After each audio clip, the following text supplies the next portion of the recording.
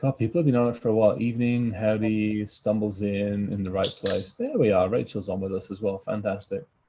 There was a talk today about Boeing. Oh dear, I bet that was a howdy, stumbles in. Oh shit, I need to go on mute. There we go. All right. Oh, your base will belong to us. Your vote belonged to us, that's for sure. I know, tell me about it. I don't want to start this one. Whose is this one? Ryan, is this yours? Yeah, this is yours. Yeah, this one's mine.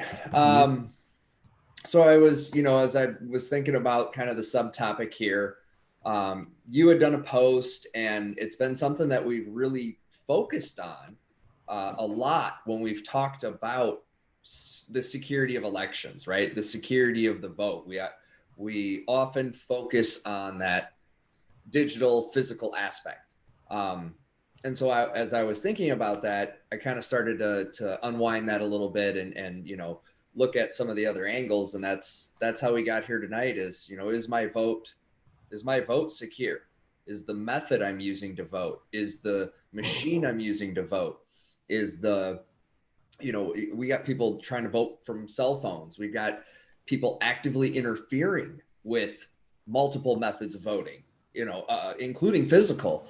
So when we kind of look at that, it's scary. And as a voter, I look at it from that perspective. As a cyber professional, I look at it from that perspective, right? From a security lens and a digital lens. And I know a lot of people can't look at it from that other angle. So I don't know. That's where I was at. It's been a long, rough day. So I'm going to do my best to hang in there. But yeah, that's the opener. Welcome to the shit show. Yeah, I like it. Good opener. Good opener. My head in a toilet. Yeah, pretty much. It's not actually, you're on the splash, which is actually worse than being on the toilet. You're on the splash. Now you're like right in the middle of the toilet. Have you shaved? What? Have you shaved? No, I don't know. No, up on top. Oh yeah, here. Yeah. Wow. Holy smoke. Yeah, I'm fast now. Fun. So I'm with you on the voting thing. That was part of the reason for putting the post out. I obviously, I can't deal with this bloody background. It's driving me nuts because I feel like I disappear half the time into it. I'm sorry. I wish they could actually get the shit together on this. None. There we go. All right. I've done 2 or 3 talks, I think, this year so far on the state of voting systems. And, this is after a ton of research and also, quite honestly, dropping stuff at the Voter Village for the last couple of years and watching the Voting Village and again, the amazing, absolutely freaking amazing work that they've done. And then to see how much of it has fallen on deaf ears. So for me, it was, wanting to highlight that work, wanting to highlight just part of the process and go, look, the end user's interface into a large chunk of the voting system is run by companies who don't actually care and is run by lawyers who really do care. And, our visibility into that is highly restricted. And it's just like one of those WTF moments. I'm like, you know what? Let's talk about it. Let's raise some awareness. Let's see who listens. And let's see if we can affect change. Maybe not this time around, but at least do some. I got called an enemy of democracy today. Ooh. On LinkedIn. I got called an enemy of democracy. It was actually kind of cool. It was part of a conversation. But it was kind of cool. I don't think I've ever actually been called an enemy of democracy before. I'm pretty sure I haven't. What was the content? Did they just pull that out of their ass, or was there something? No, there was. I mean, they had logic. I will actually give them credit. It was the post that I put out on the voting system, and they were questioning. To some degree, I mean, arguably, they were questioning my timing. They're like, why would I bring and disparage the system at this point in time when we're so close to it? Where was it? There we go. Casting doubt on election integrity right now plays into so many enemies of democracy. Modern voting machines have paper records, not just for audit, but the ones I cast my vote on this week, yada, yada, yada. I'm going to stick with this. So Winston, many forms of government have been tried, will be tried. So it went from democracy to something else. So, I get where they're going. She had to reply to me.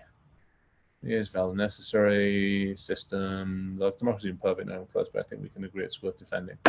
Okay, well, that's fair. I mean, interesting conversation. We'll see where it ends up going. But it was kind of fun. I've never been called an enemy of democracy for pointing out the flaws in democracy. I'm not saying that it's wrong, but pointing out the flaws, that it would be nice if it was a fair democratic process, as opposed to what feels to be a slightly messed up process. Hey, did you know, I didn't even know all the different ways you could vote. So I found this today. There's tons. And some legal in some states, and some are not in other states, and some you can do, and some you can't do, and some are good. It's like, for fuck's sakes, people. Again, this is not one country. This is 50 independent, villages.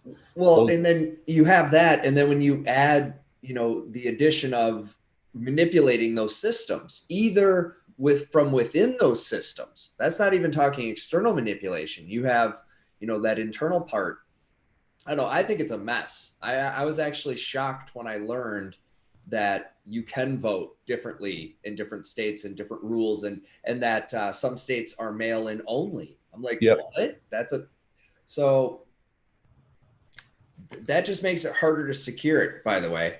Complexity. Oh, it's nuts. I mean, again, it's one of those things that absolutely astounds me to be put. Oh, that's a nice little graphic. I like that one. That absolutely astounds me that, again, we have this illusion of cohesiveness and togetherness, and 300 million people or so under one flag. Yet it falls to pieces when we all put our little territorial, I'm in Colorado and I adhere to these rules, and you guys are up in the middle of bugfuck frozen nowhere and you adhere to these rules, and all the people on either coasts are, a bunch of pain in the asses and they only adhere to these rules. It's like, for crying out loud, people, I get it, but I really don't get it. It's like one fucking country, get over it. Voting being the perfect example. It's like, stick a stake in the ground, make one company get their shit together. Don't put competitiveness into this, but you put a bunch of controls, management, accountability, and a bunch of fucking hackers, and a bunch of really good human engineers, and a bunch of really good people that actually know process to one company, and you produce something that's about as iron fucking clad as you could humanly possibly make it. We don't do that. I'd at least like you to make it as safe as a slot machine. Yeah, that would. But a slot machine you can lose money on. I mean, Vegas has got it right. It's one of those things. I mean, you can lose money on the slot machine. That's tangible. Fuck that. Democracy, it's one of those intangible things. I mean, yeah, I get it, but I mean, it shocks me. It's like, we have the technology to do that. We have the technology to just modify a casino game. You have the baked in security hardware. Well, and again, okay, so let's take the slot machine. That's actually a really good way of looking at it, because it ties into summer camp. Let's face it, summer camp has been going to Las Vegas for 20 plus years.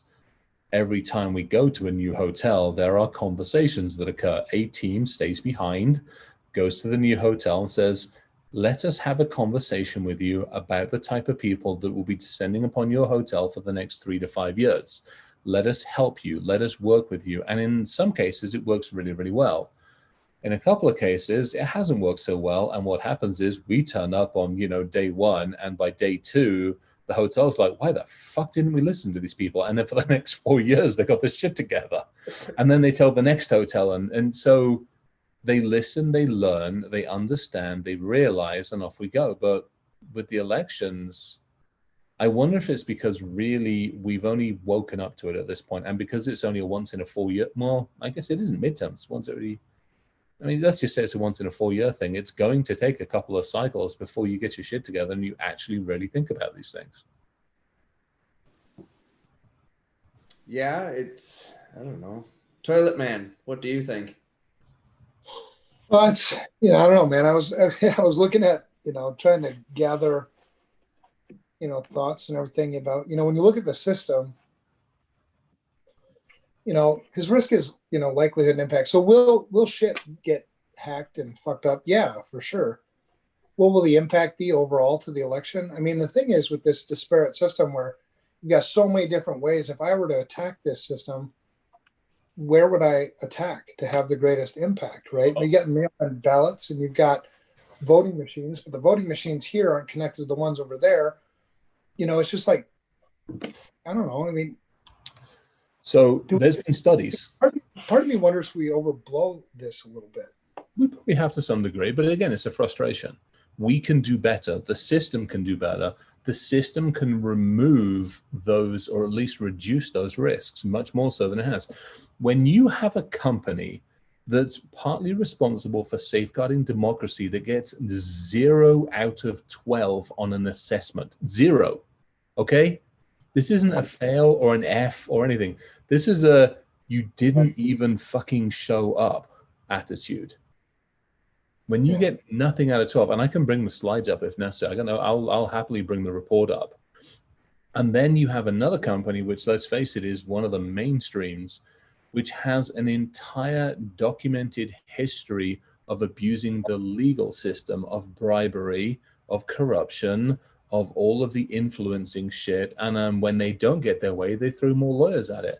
That, to me, isn't a democratic system safeguarding the democratic system itself. To me, that's where I honestly, at this point in time, I would look to the government and go, you motherfuckers actually want to do this right, then maybe you should, I hate to say this should almost be one of those privatized things. I'll take the Maggie, I'm going to take the government approach. You should bring the voting systems in-house back to a government system, bring it into like ODNI or bring it into somebody else, make a system that's nigh on fucking nuclear bomb proof, and then go with it. Well, and so to play devil's advocate, though. Yeah, totally. Yeah, I mean, does the government ever build systems like that? Yes, they do. They safeguard our missile systems. They safeguard a lot of our communication systems. They do make that. I will actually defend. I'm actually going to be on the defensive side of my colonial brethren. They do some amazingly good shit. I mean, they really, really do. When they put the mind to it, when you get the bipartisan shit out of the way and everybody works together, and especially when you turn it over to like the .mil or the .intel folks, they do some really fucking good shit. So if you can take that mentality and put the vote as a critical infrastructure piece and bring it back in-house, I honestly think it wouldn't be a bad idea, to be perfectly honest. So it wouldn't be privatized. You're talking about using... Yeah, I guess I look at it, not privatized, but it would, to me, it would be a government function, however that gets described. Yeah, because I mean, one of the disadvantages/advantages is the decentralized piece of it. You know what I mean? If you were to get into that ironclad system somehow, right? If there was a centralized, one target to go after, you collapse, potentially the entire system, which is difficult. Again, that's where you have your checks and balances. So to me, again, you have because but now again, let's play devil's advocate on that one. I have one system. All I now have to do is one system to protect, one system to manage, one system to monitor, one system to proactively understand what the hell's going on with it, and one system that's got a man with a fucking gun or a woman with a fucking gun on the front door that shoots anybody that comes close. Kind of like we do with the missiles. You step over the red line, there are no questions. You're getting shot. End of discussion. So then why haven't we done this? I don't know. So I pondered that very question. And as best as I can tell, and I'm still digging, but it looks like there are actual legal requirements within state legislation about things like handwritten ballots and different means and methods by which accountability is held and how votes are tabulated. I mean, you guys remember the infamous hanging Chad? Yeah. Who's punching a hole in paper? What are you, cavemen, Florida? Calm down. So I think that and a lot of that, again, all the whole process for how a Chad would be counted or not counted Like there was a whole legislative thing they had to figure out there, or at least a procedural thing, right? We don't have Chads here. You don't have Chads there. I'm not sure if any other state does. I don't even know if Florida has them anymore after the debacle, but I pulled up a site. It's called Ballotpedia, and it shows a listing of everything, and almost everyone is hand-marked ballots with the option for electronic scanning, Yeah. or an actual, digital.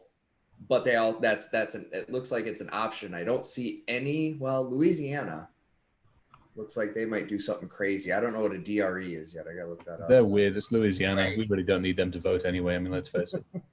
Right. Sorry, Rachel. We don't mean to knock the Big Easy. Seriously, you're gonna vote for the freaking the Bayou? Is that Louisiana? That's that neck of the woods, Right. isn't it? Crocodile. So Alaska has a hand count and optical scan, hand marked ballots. Rachel's just reacting. She's just seen it. and if you have accessibility needs, they address that differently, right? Yeah. So if you can't mark a ballot by hand, they have an accessibility way to vote. So that's Louisiana's way. Yeah, you got paper ballots, hand-marked paper ballots. That's most states look like it's hand-marked paper ballots, and then. But then you get to that. So so keep going with that one. I'm actually going to bring up the presentation that I did. We might have to flip backwards and forwards on a couple. Yeah. So I mean, so in that, right? Yeah. Here in Minnesota, we've got the old Scantrons. I'm pretty sure we just borrow them from the public schools for when we vote and give them back when we're done. Probably, yeah. I mean, I'm actually going to steal the share screen thing for a sec, if you don't mind. Oh, go ahead. Yeah, go for it. Thank you. All right. I'm actually not going to full screen it because it'll drive me nuts. But I'll do this. This is actually the hacker halted one that I did. If we ignore all that stuff for the minute. Oh yeah, this was that was the voting. So yeah, that was the voting system. So this is where it got interesting. So a perfect example would be NC. So this is where the actual individual state itself was like, oh no, we're going to do this. And I think this is where it gets down to, okay, you got the recommendations. Fed says, hey, do this, and some bits of the states who, hey, do this, and then the rest of the states, well, fuck it, we're going to do this. And part of it comes down to, quite as you can see, it's ES and S who are getting into these things and then having those conversations, because if they don't get their way, we end up with this crap that goes on. And this is, the voting technology, the issues around the technologies. There we go, Baton Rouge. Louisiana's campaign finance record shows that an ESS lobbyist in Baton Rouge has donated. And to me, it's this bullshit. It's like, hang on, this is fucking bullshit. You've got people that are doing this on an ongoing basis to make sure that their machines get in. I'm like, get the fuck out of here. Well, is that how it's done at the DMV? I mean, I'm pretty sure we had a huge debacle at our DMV recently with implementing some new system that I'm pretty sure was mostly homegrown. Again, so now we come back to data. So, this is where it gets really interesting. So DMV is another good example of that. Social Security is another good example of that. Where do you get your Social Security card from? How does that thing arrive? Birth certificates. To me, so much of that data, the critical data, in other words, the data that belongs to the people, should be protected for the people. We tend to hand out we don't seem to do a good job of taking care of it. And to me, I will argue, and again, I've seen it work. I go back to Israel. I've seen it work in Israel where they have an entire branch of the government that does nothing more than look at the electronic footprint of the country and its people and does what it can to protect them. We're not talking NSA or CIA. We're talking active. We're talking they're looking at all the defaced websites. They're looking at identities. They're looking at data that goes out. They're looking at the dating scams where the Israeli soldiers are putting their identities online. All of this stuff is done by a central system. It's done not as Big Brother, and I think that's maybe where the challenge comes in here. like big time, unfortunately, is it's done to protect the citizens. It's done to help. My concern is, unfortunately, if we tried to bring that over here, it would get shot full of holes, because to previous conversations that both of you alluded to, Evan, you especially, is that is not necessarily, it's not too much encroachment, but it starts the encroachment that then leads to other things. If you could just firewall it and say, look, this is all we're going to fucking do. We don't want to do any other shit. We actually want one person to have one vote. We want you to have one driver's license and one passport and one social security number. And we're going to take fucking care of it for you. End of discussion. If you could just have that remit and that remit only, not put politics or bullshit or anything else in place, and not sell the data on, I think we'd be in a good shape. But we don't seem to be able to do that. And it's interesting you open that up, because there's a whole industry around voter data, around election data. You know, I mean, there's every time I voted, somebody outside wants to know if I'm willing to give up my opinion before I walk in to cast my vote. Oh my gosh, I'm getting text messages and I can't even fucking vote, for God's sakes. They're collecting data. They want, that's valuable data. They use it for gerrymandering. They use it for all kinds of stuff. And I think that's one of those problems that I have, is you have a system that's designed to do one thing. You know what it was? Perfect example. And I will caveat this by saying I haven't double checked it, but I saw a report flash across that a bunch of retailers who'd been collecting COVID data had resold it on for it to be used elsewhere, to be sold elsewhere. And I'm like, oh, you've got to be fucking kidding me. When everybody stood up and said, I said, I can totally believe that happened. I can, but again, this comes back to this, oh, for fuck's sakes, man. When we stand up and say, hey, we're doing this for the right of the people, we're doing this to protect people, we're doing this because we care about people, and then you go fucking monetize it, I'm like, you bunch of assholes, you've negated my ability to actually give a decent an argument, because now we have cases when that hasn't happened. I'm like, then I've lost my argument before I've even started. Well, that's the challenge, right? You know, I've talked to politicians before, and their number one job isn't to take care of people. Yeah. Their number one job is to get reelected, you know, to stay in power. So okay.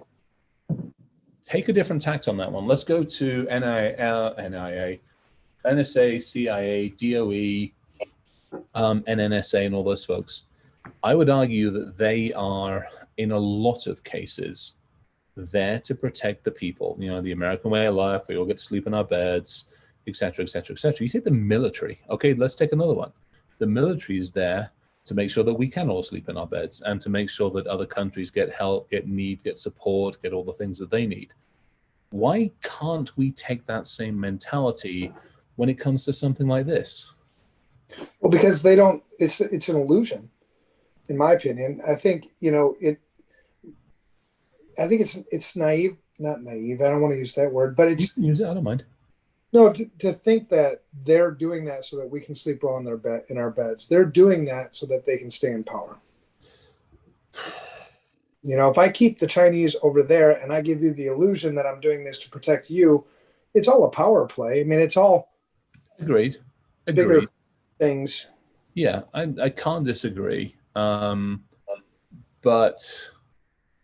yeah, it's a tough one. I want to try to, you know, hang on, I can turn this down. I was just getting a couple of slides up. We can go through more of these slides if we need to. There's plenty. But oh yeah, sorry, I want to go back to the heart one. So here, I'll actually start with this screen. Crazy. This was just one of those WTF moments. There's actually another screen that turns up. This first one, if you look at the best practice, and remember, so the voting systems actually have got a bunch of regulations around them for what they should be doing. But it's voluntary, VVS something or other, voluntary voting system something or other. But it's voluntary. So they actually went through Hart's systems to do the analysis on what they passed and what they failed on. And they managed to fail on basically all 12 of the remits. Is antivirus used? Nope. Are access controls deployed to enforce? Nope. Is access to the system logged and monitored and audited? Nope. Are the systems routinely audited and tested? Nope. I mean, it's we don't need somebody to fuck up our election system. We actually have done an amazing job of leaving it in a state where somebody else could do it for us. Now, Evan, to your point, what's the percentage of it? It's a probability? I don't know, pretty low. Yeah. Well, and I agree with you too, Chris. I mean, I think you hit the nail on the head on what the solution is. You know, it is to find somebody, it is to have a government that actually represents you and wants to do the right thing. The solution isn't that difficult, right? You know, the solution, right? The code isn't that difficult. It's the installers of the code. It's the configurers of the code, you know, that, meaning the government, that'll fuck it up. Well, then the other concern I have on that one, and it's arguing against myself. Hang on, I'm trying to spend. I can never fucking HUA. Can't even spell it right, so I apologize. Like a fool, Roman.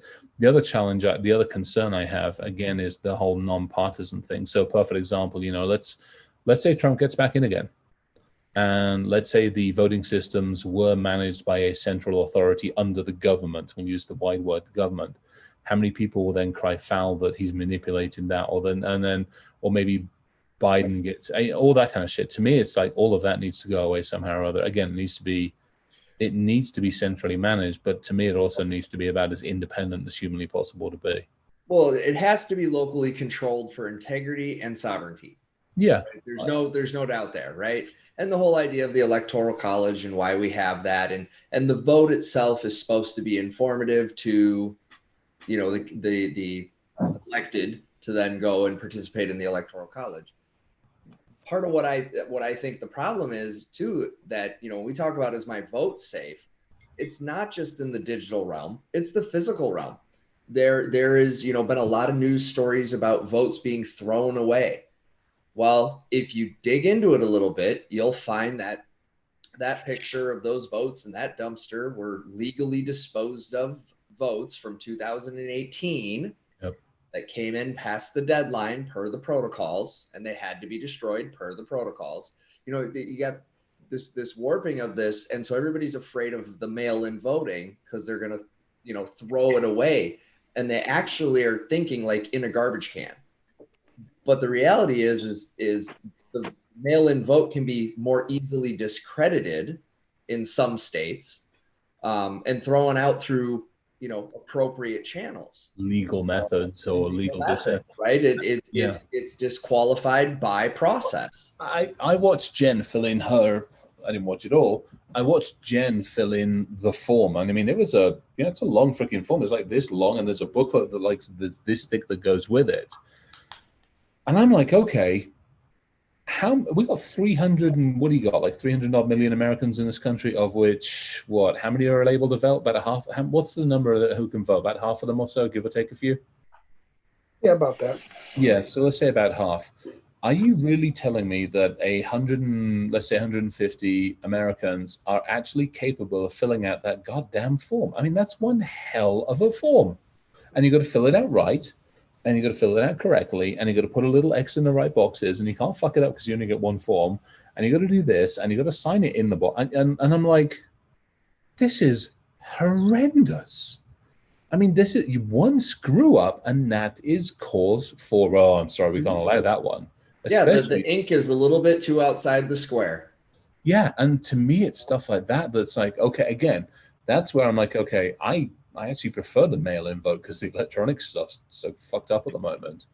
But to me, that's where, again, we have technology, for God's sakes. We have the capability and the ability to do this properly. Mm-hmm. This shit isn't hard. Put a fucking tick in a box. If you can't build one program to put the right tick in a fucking box and you can get it out to 300 and odd million people, then why the hell do we have Facebook and this and that and the other, all this other shit that seems to work for billions of people, and you can't make a simple program that can put a fucking tick in a box? Seriously? You know, you would think. Back to our point, man, it's not the solution. That's the frustrating part, is the solution is so simple. Right?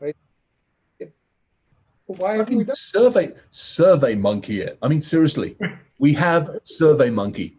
Voting read by, I mean, okay, you got 5 choices for SurveyMonkey. Pick your, that shit's easy. Just hold one big giant Zoom meeting and we'll do an anonymous vote. Right? Everybody shows up. You're right. I mean, I think maybe that's where I think a lot of the frustration is. So back to something I said earlier, though. Yes, that is the solution. Now we have to go back legislatively and modify core chunks of state. Because remember, this voting stuff's a little old timey. So you think electoral college, maybe? Yeah, what they've done is amended a lot of times instead of repealed and made new or whatever. So you've got that issue, of going back. You also have differences in how absentees can vote or not vote. You have variances in disqualifications for voting. You have, because there's that side of it, right? Ooh, yeah, look at that. This is my ballot. So your point, Chris, about filling in the circles and all that shit. This is the actual ballot for me, where I live. Oh, wow. Yeah, we could, I mean, seriously. Oh, and it keeps going. Vote front and back of ballot, and it just keeps on chugging. Yep. Now, Evan, can you pause for a second? Yeah. This is something me and my wife talked about tonight. How many judges do you have?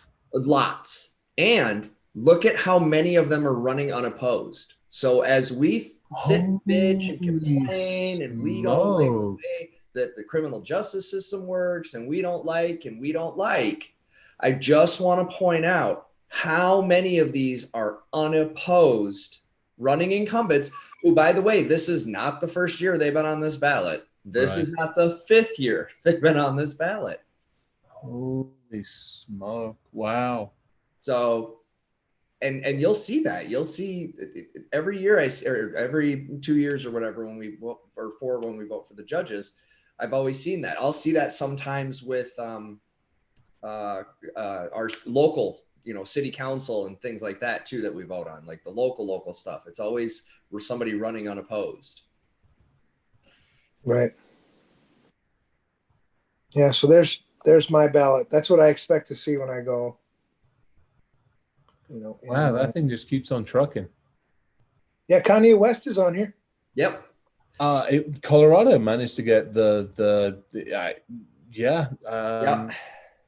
let's just not go there. I just don't know, guys. I see Rocky. Yeah. I see Yes. Kanye. Actually, Brock Pierce. So I looked into it a little bit. Yeah. I don't know too much about his politics, but the part that I heard was he said what he would do and how he would do. And he said clean and articulate. And he didn't tear down the other guy.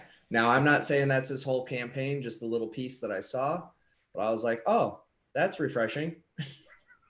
Look at all the choices I get for mayor. You gotta, you're oh wow, that's it. Yeah. But I don't like Kent. Then run. Be an elected official. I'll vote for you. We'll fuck the system. I might as well have some fun with it. It's just a scantron, dude. We got this. If I take on one more thing, I'm gonna get divorced. What? If I take on one more thing, I just gave that talk to Penn State before this, and one of the kids who looked just innocent, they look like they're so damn young. I'm so old now. And he's like, hey, so I want to break into the industry and and blah blah blah. And I'm like, dude, you need a mentor. And he's like, you know what? GF Geek Girl said it. Write yourself in. There you go. Can you not write your own ticket? I suppose I'd get one vote. Hey, that's better than not getting a single vote. At least you've read that you haven't voted for the person you don't want. Yeah, you can do write-ins. Absolutely. Do it. Oh, speaking of write-ins, I got yelled at by, it was Adams County or Douglas, one of the counties in Colorado last time round. I might have acquired one of these particular things, And in the little boxes, you can write SQL statements. And they processed OCR actually rendered it and actually actioned the SQL statement. Ooh. It was hilarious. I got a call from the chaps here in Colorado, and they're like, "You asshole." I just started laughing. He's like, "Don't do that shit again." Yeah, Johnny drop tables, XKCD, perfect. I like it. Yeah, so there you go. Write in your own SQL statement in there and just go for it. That's actually not a bad idea. Get myself elected to mayor. Pretty much. You might, or why not? I mean, gosh darn it. Yeah, it's again, okay, so you go back to your ballot thing and you look at it and it's like it's not that hard to take that, put it in digital format, put enough wrappers and shit around it that nobody can fuck with it. At least nobody who's 99.9999% of the people on the planet can fuck with it, and call it good. Right. Okay, so let's say we do that. Yep. Now I'm going to open the next can of worms about my vote and whether it's safe. So I have the world's best Fort Knox of all Fort Knox voting systems. Everybody's on the same page and it's a universal standard. Yep. Now let's talk about the meddling that makes the vote maybe not as safe. Which bit of the meddling? Well, we have Iranian and Russian influence trying to manipulate, and there are threatening letters going to people now. Yeah, there's some pretty cool from their stuff. Supposed landlord that says, if you don't vote this way, you're evicted. You've got other reports of that. And here's the thing. It's kind of, remember the Chinese seeds that we just stopped talking about? Oh, yeah. Right? Well, it seems like this letter thing might be one of those as well. So we got to see how that plays out over the next couple of days on the Twitter sphere. But it looks like that might be not an isolated event, but a manipulation event. I know that me and my wife and son all got very interesting supposed handwritten letters, very concerned about, you know, how we're going to vote and the state of our community. Should you know, certain people get elected? And it was, you know, from a concerned neighbor, right? And I'm like, you've got to be kidding me. This is what it's bad enough you're text messaging me. It's bad enough that you're trying to influence what I see for news. It's bad enough that this and this and this, and now you're trying to trick me. You're trying, like, straight up trick me. Like, you're sending, I mean, the print was pretty good, dude. I had to look at it like 3 times to go, is this really handwritten? Oh, wow. I gave it the swipe. I gave it the swipe test. Yeah. Does it? No. Oh, that's not authentic. Yeah, that's the biggie, the indentation and a bunch of fibrous movement and stuff. Yep. But, you know, it was, you know, there's a lot of concern there. I'm very concerned that a lot of people are going to vote and it's going to get counted, and they're voting for all the wrong reasons with no good information. They're voting out of fear. They're voting out of they're just so ill-informed that what they're basing their judgment on is straight up propaganda. Pick a side. And I think that there's a good percentage from both camps that are voting not from an informed position, but truly from, I'm terrified in 2020 broke my psyche. Well, okay, so let's take that to the next step. Let's eat a bit of humble pie here. We've been at this for quite a while too, so this is a little bit of payback, because, you know, this isn't the first. Now, is it on a bigger extent than we've done it? Absolutely. Have we been guilty of it? Oh my gosh, good grief, definitely. And have we been really good at it? Oh, hell yes. Has it backfired often? Damn right it has. So is it fair? I'd argue yes, it's absolutely fair. I mean, this is the world that we live in these days. Now, what should we be doing about it? We should be doing more information. We should be trying to help educate the people. Again, I'll go back to the electronic thing. Here's how I look at the electronic thing. If I could have the electronic thing, and if you didn't know who the mayor was, you highlight the mayor and you get some information on the mayor. Unbiased, completely plain and vanilla, just information on the mayor. stuff like that. Or you can get your electronic form up and you can browse Republican views on the mayor, Democrat views on the mayor, independent views on the mayor, 12 months trailing news on the mayor. That kind of stuff isn't hard to build into a rich front end architecture. So if you don't know, then maybe you can spend 5 minutes in the voting booth doing the research you should have been doing before you got there, to me. And at least that way, I can do the best I can to pipe you 12 months worth of actual news, 12 months worth of Republican views, Democrats views, libertarian views, and all the other kind of crazy shit that goes with it. But that does come down to us. I mean, no two ways about it. It also comes down to us doing a better job of stripping that shit out and also informing people. This comes back to us. How do we educate people? We should have stood up 6-9 months ago and said, there should have been campaigns. There should have been there was one campaign I saw on TV. Well, I didn't see it, I saw it on the internet, where literally the Republican and the Democrat candidates stood together and said, we want a fair fight. Now, what pissed me off on that one, I was actually on Twitter, and they were like, hey, we want to do it fairly, we want to do it properly. Half the comments on the Twitter were like, fuck them because of A, B, and C, D. And the other half were like, holy shit, this is actually refreshing. What we should have had was literally our elected officials standing up to every single electoral person together with one voice, blue and red, and going, hey, we're going to be under attack. Yes, we're going to disagree. Yes, we're going to argue with each other, but we are going to be under attack. And here's how you can recognize that. One voice.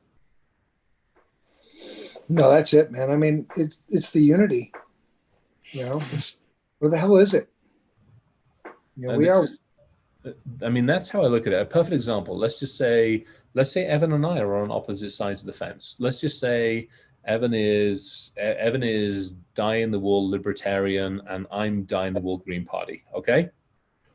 But Ryan, you want to hedge your bets. You're like, hey, I'm going to influence this. I'm gonna start putting some disinformation out about the libertarians and da-da-da. But if Evan and I stood up at the beginning of this and said, hey, here are our views. We have different views. We have different ways of doing things. But you know what? We can still sit down and have a drink.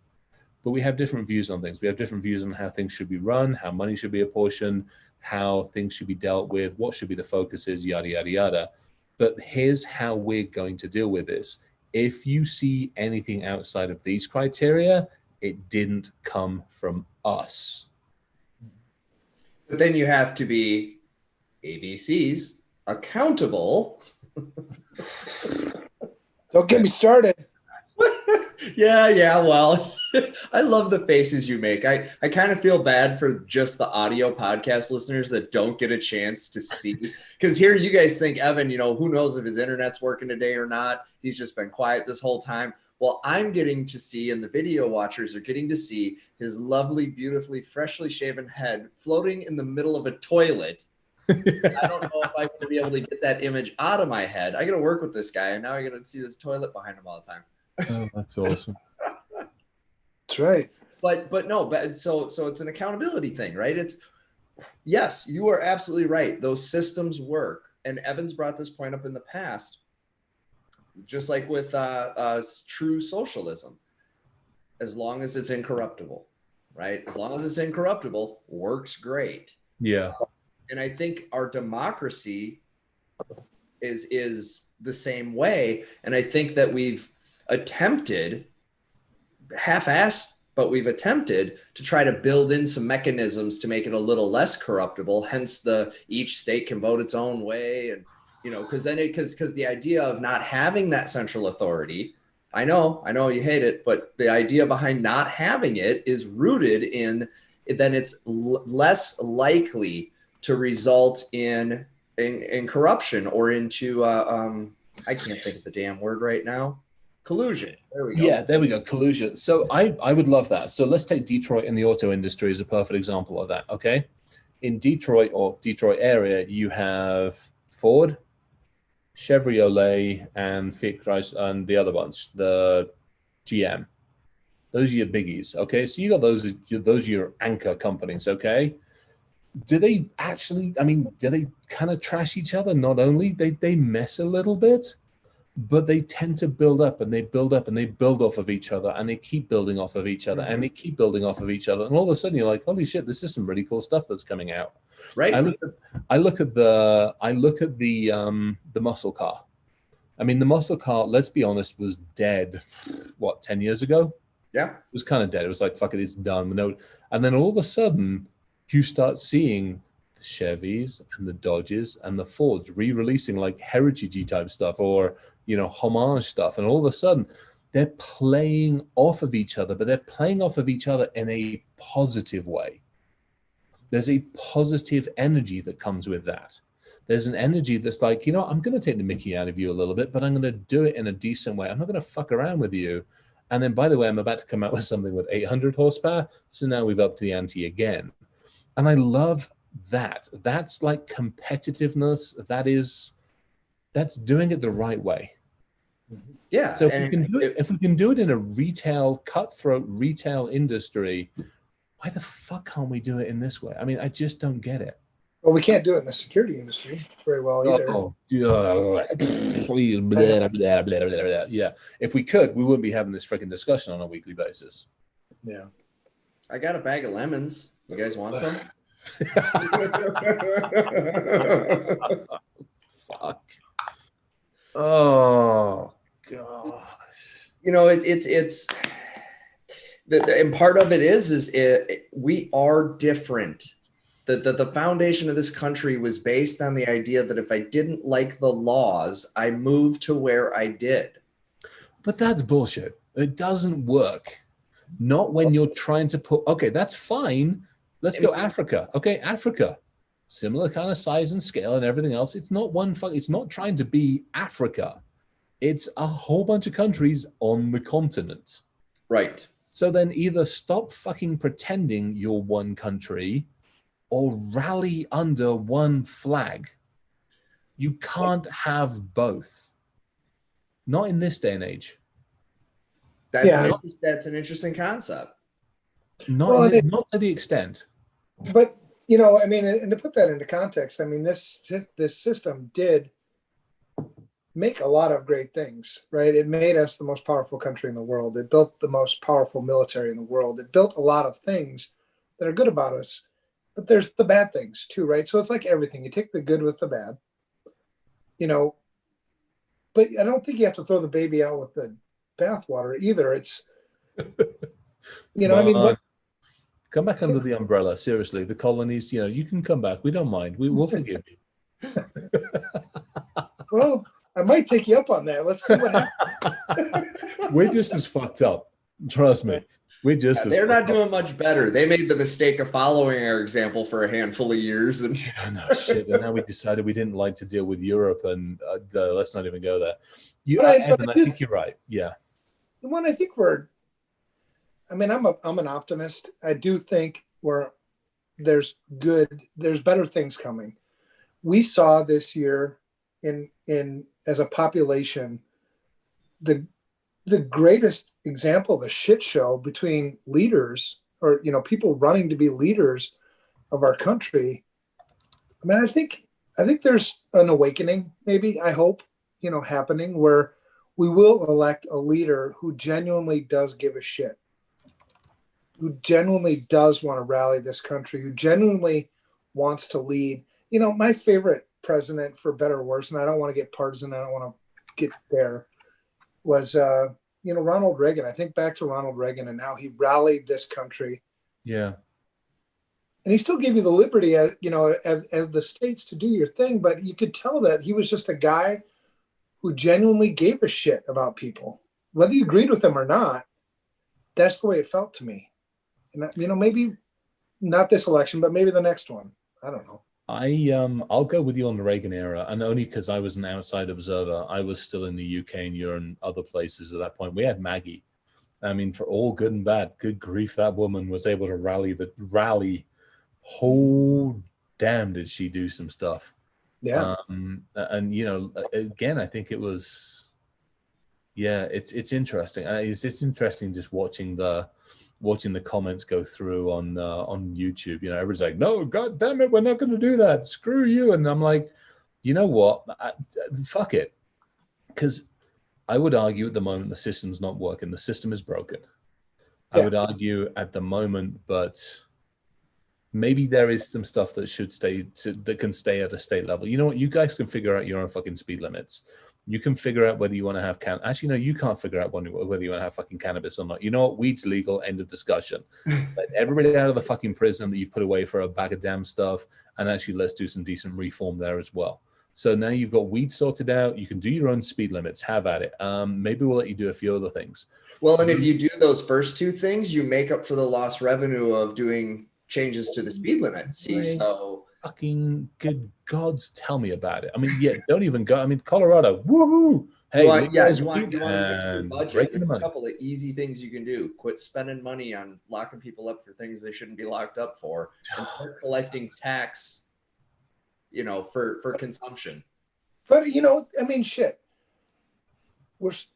I agree. There's always something to bitch about, right? I mean, always. This country needs to focus on the things that are really the most important things. I think, like, fuck, the way the country was designed was actually a really good design. I remember from civics class, and I did a lot of studying on shit like that. The libertarian view is almost like the closest view to the way it was originally designed, in a lot of respects. But we need leadership. I was talking to a buddy, who is it, Neil O'Farrell, last week. He's an Irish guy. Yeah. I brought up your name. I'm like, Chris Roberts. He's like, he's not Irish. And I go, no, I didn't say he was Irish. He's Scottish. Like, and then he talked about a bunch of clan shit. And I was like, I don't know what the fuck you're talking about. They're seriously, the Irish are nothing more than the fucking cousins that live under the rocks, and that's about as far as it goes. They're also on the wrong side of the fucking Culloden line, so we won't even go there, a bunch of fucking ungrateful bastards. However, they do produce some good whiskey. They do produce some good whiskey, even if they got it wrong. Yeah, exactly. But we were talking about leadership in our industry and how we have so many CISOs in our industry who are shitty leaders. Mm-hmm. Just shitty leaders. And if we had more good leaders as CISOs in our industry, how much better the industry would be. And we went down the path, and that was cool. But you think about in our government, federal government in particular, and I'm saying like legislative and executive branches, we have shitty leadership. Just shitty fucking leadership. Well, speaking of shitty leadership, has anybody Googled Giuliani and Borat and watched the video? Oh, well, I mean, I was tucking my shirt into my pants. Yeah. I was tucking my shirt into my motherfucker. Or I don't know. I mean, since we're on a Zoom call, I figured I'd just tip my camera down right now if we just take a 5-minute break. Oh yeah. Thou shalt. Everybody be cool with that, but and here's the crazy thing, guys. That's the kind of shit that's going on in our world right now. And we want to take people and go, hey, can I talk to you about voting real quick? Can I pull you back over here for a second? Yeah, I just fuck. There, I'm on the ballot. Awesome. You put yourself on the ballot? Nice. I'm gonna kick you rock. I'm gonna kick Kent's ass. We can replicate that. I'm pretty sure we can send it to every IP address in Minnesota.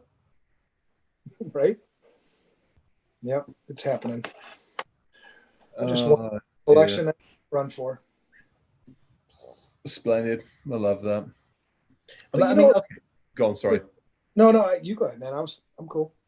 No, I think I'm frustrated because, this country does, rightly or wrongly so, beat its chest and talk about being the best and the superpower and democracy. Yet, when it comes down to democracy and the ability to execute it effectively, there's so much that's got to be sorted out. And I think it still pisses me off. I'm pissed off because it's down to 3 companies. Realistically, it's down to 3 companies. And if those 3 companies were in our industry or the healthcare industry or the vehicle industry, the finance industry, they'd have been taken to the cleaners, hauled over the fucking coals, shot at dawn, tarred, feathered, brushed, hung, quartered, and everything else known to mankind. Yet, for whatever reason, legal or blood money or whatever kind of shit that there's going on in DC, they're able to get away with just so much. And I just don't get it. This country beats its chest over democracy. This country says it, and yet the companies that are running democracy are about as fucking corrupt as is humanly possible to be. Well, it goes back. Well, I think to something. Oh, sorry. Go ahead, Ev. So yeah, real quick. I think it comes down to whoever is in control, right? If it doesn't matter what government system you choose, if you choose socialism, communism, democracy, republic, if you have corruption at the top, it's going to be fucked up.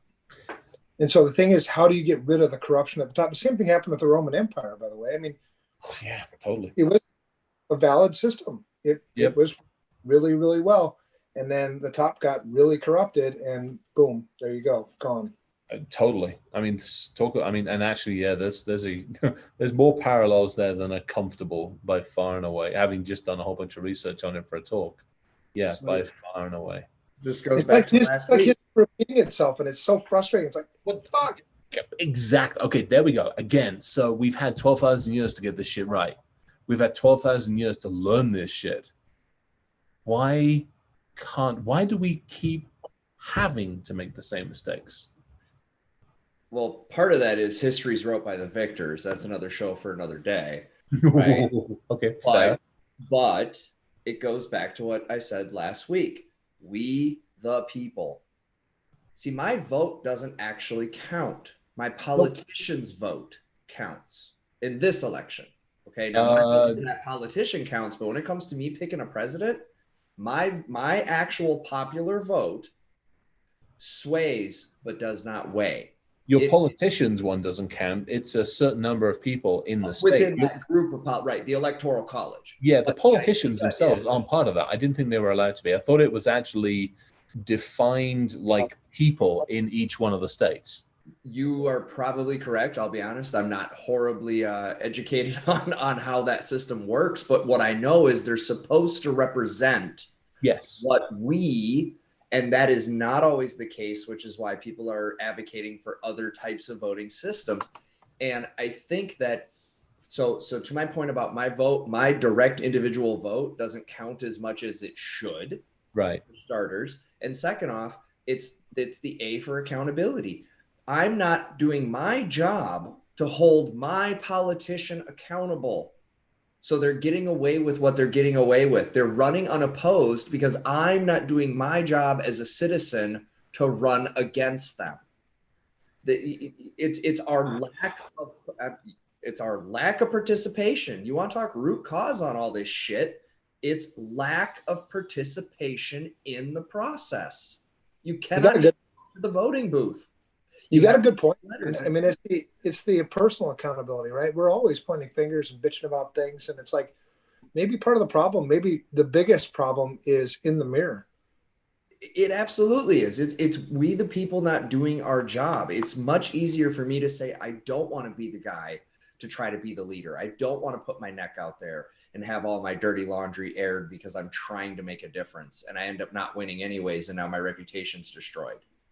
Right? I get it. I get the hesitant or the hesitation to make the sacrifice. But the reason we have what we have is that we're not doing even the basic levels of accountability. So forget running for office. Fine, let somebody else do that.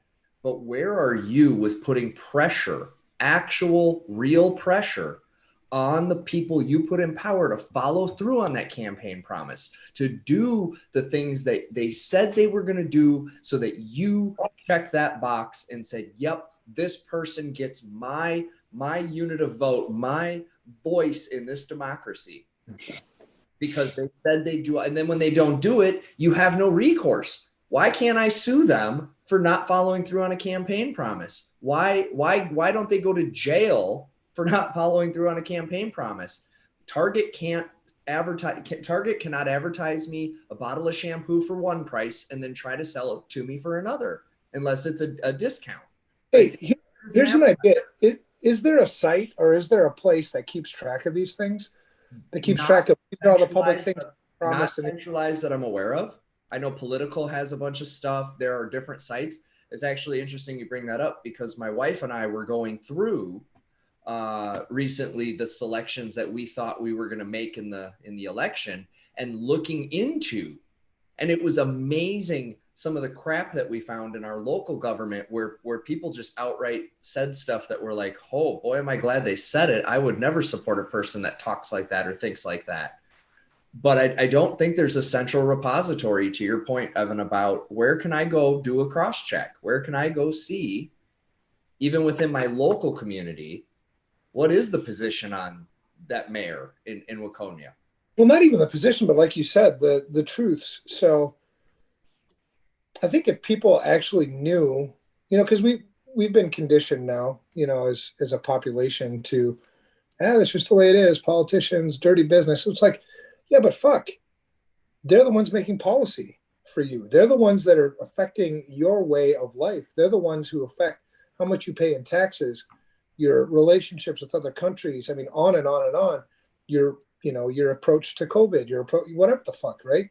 So I want to know. I mean, I think if you made a simple dashboard of promises and then made it like a thing where it's like truthometer. Well, yeah, but you make it like a true accountability thing and then push forward a bill because anybody can write a bill. I don't even know people know that shit. But you can write a bill. You just have to find a sponsor to bring it to the floor for you. And if you have a compelling enough bill, you might be able to find somebody who takes it for you. But to try to push this issue a little bit more, because the thing that I don't like, and me enough that if something's fucking broken, you got to fix it. Right. You don't just sit there and go, well, it's broken. And then, or sit here and, bitch about it. It's like, no, the fucking shit is broken. Let's fix it. How are we going to fix it? And then the thing is, if I take on another thing, my wife, like I said, is going to. Yeah, you'll be dead. Yeah, just don't do that. That's not a good idea. But I love the idea and I love the motion and movement we can create behind it. Right. I absolutely think there are some really hungry, really smart college students right now that can whip together a simple web app and do some data crawling, since they're learning that machine learning anyways, do some data crawling and categorization, and then have your poli-sci students do the fact vetting of the AI discovery, right? But you could totally do that. And that's actually a pretty good idea, because where's that campaign accountability? And I'll go back to the analogy of truth in advertising. We have laws about having to tell the truth in certain situations. We take oaths. That's why perjury exists. There are times where you are required to tell the truth by law. Why is running for office not one of them? But the consequences of those actions, I mean, how many times have we caught a number of elected officials and officials in high office lying? And not all the time, but very often the consequences of those actions are insignificant. It's like, yeah, it's just who they are. No, fucking take them out and freaking fry them. Right. But I think the thing that we're missing, the reason why it's just accepted is because people can't put it into context and they can't understand what it really means, right? It comes to the news. People have such a short memory span. Like right. I have a joke. I have a 23-minute, built-in data retention policy. After 23 minutes, I forgot what the hell you said. Yeah. But it's like, if you had it in a place where you could reference it regularly, that gets crystal clear. It's not partisan. This is facts. You said this, you did that. You said this, you did that. And then you make it like a representation index. Like, how well are you actually being represented and how well are you actually being used? Right? Because the only reason why I would ever lie to you is because I'm using you. Otherwise, I just tell you the fucking truth. Quick recap. I just sent it to both you guys. Electoral college. I actually was right for a change. Is that electoral college individuals cannot hold any kind of like high office or any of that kind of shit. They can't be anything to do with it. However, I didn't realize something, and I just learned this one by doing some Googling. Not all states go block en masse to the electoral college vote goes to whoever won the state, Colorado being one of them. So Colorado apparently apportions its electoral college based off of the percentage as to who got, let's say, who got Labor, who got Conservative, who got Republican, and who got Democratic. So it's not a 9 for one or a 9 for the other. It's, well, you got 60%, you get 6. You got 40% or 30%, you get 3, and the other motherfuckers get nothing. And so that makes it even more, again, different fucking rules. If you're going to have, I mean, I'm with Ryan. One person, one vote, end of discussion. Have a nice fucking day. Get over it. Well, yeah, I agree with that. And I think, it depends on, I mean, you can rewrite election. Well, rules. you can, right? And we should. I think if this taught us anything, we should. Well, Yeah. and I think federal elections, you do need to have, that should be controlled federally. But I can understand, like, Waconia, where I live, you want to hold a city council election just here, fine. You know what I mean? It doesn't really have any federal ramifications necessarily. But I really want to go down this path of trying to create some type of an accountability thing. The thing that pisses me off is you put people into, like, a U.S. senator. The Republican senator is running here in my place. Yeah. Is Jason Lewis, and he's going to get paid. Let's say that he gets elected. He's going to get paid $174,000 a year. Right. Right. And, God knows how much he's going to make on the side because, you look at, like, other sources of income. Well, yeah, other representatives. You look like Nancy Pelosi. She's standing in front of that damn refrigerator. It's like, what the fuck? You're worth like $10 million off of my dole. Right. You know what I mean? It's not like you went out and produced something or made something. You're like, anyway, the accountability thing I think is so huge because I think if people really knew the scope and the context of the lies that they're fed every day by their representatives, in air quotes, you'd take action. You'd be a little more angry about this shit. I think what happens is you see, and usually where you get the source, like you're going to get from CNN that Trump lied, and you're going to get from Fox that Biden lied. And so everybody just kind of washes that shit out. And it's like, whatever, partisan bullshit. Well, and I want to go back to something for a second. Part of my idea in this utopia where Chris is, and Evan's got his accountability matrix, and Chris has developed his magic checkbox that gives me information at the tap of a button. Why am I not able to participate in 2020? Mind you, these systems were put in place in 18 something, but in 2020, why can't I have a direct vote on the legislation happening within the government? Ooh. I think that's the next step. Let's get accountability for those people, and then let's take that. I think you should be able to take it there. I go back to we the people. See, because it is 2020, and we You say we or we stuff, right? You say It can be done. You say we or we the people? Well, both, because the we the people is how you fund the changes you need to make for the we the people. Got it. Right? Huh? But, and I was thinking another thing, like you better say the word election right, because if you say it wrong, it sounds like erection. I'm like, I'm sorry, did you say election or election? I don't know. It's a microphone issue. Well, I guess it depends on if you're a CNN analyst, right? That was something else. I actually had a talk I gave this morning on the lack of social contracts and social norms within the digital world and why that leads to things like fapping it during the work call. I did have to acknowledge there was a chance he would, in a cubicle as well, possibly, because some people are weird, but much less likely. Can I just read something? Because I'm getting bitched at on YouTube. Uh-oh. Oh, I don't give a shit. I mean, if I can't take that, we've got a bigger problem.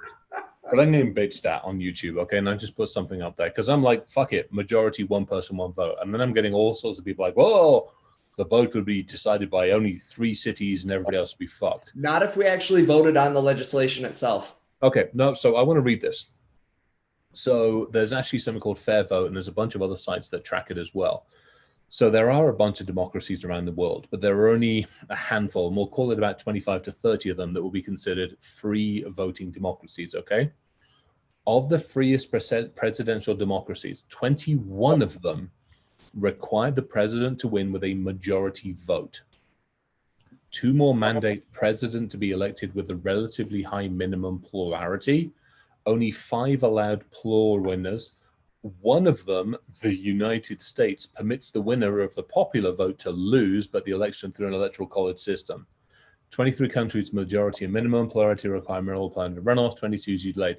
So we, out of 28 democracies, are the most fucked up democracy that there is. Well, Welcome to the United States of Democratic America. We're version 1. We need an upgrade. We're still running on V1 technology. You're running from the technology from the 1700s, you bunch of fucking ungrateful colonials. Well, but you know what? It's so easy to draw those lines. Ryan's giving up. He's off. No. It's so easy to draw those lines because I think we oversimplified there. Because you need to take a lot more things into account, and we're not a democracy anyway. I mean, sort of, but not really. You tell everybody you're a democracy. No, we preach democracy. Okay, so you preach it, which means you're lying. Which means we want to suppress you and take over your shit. Well, why don't you just admit you that? Mean we're not a democracy, we're a hypocrisy. Just So is everybody. There's nothing in that right there. There's nothing unique about us with the rest of the world. I mean, yeah, no doubt. People are hypocrites. The people that are the biggest hypocrites are the ones who don't think they're hypocrites.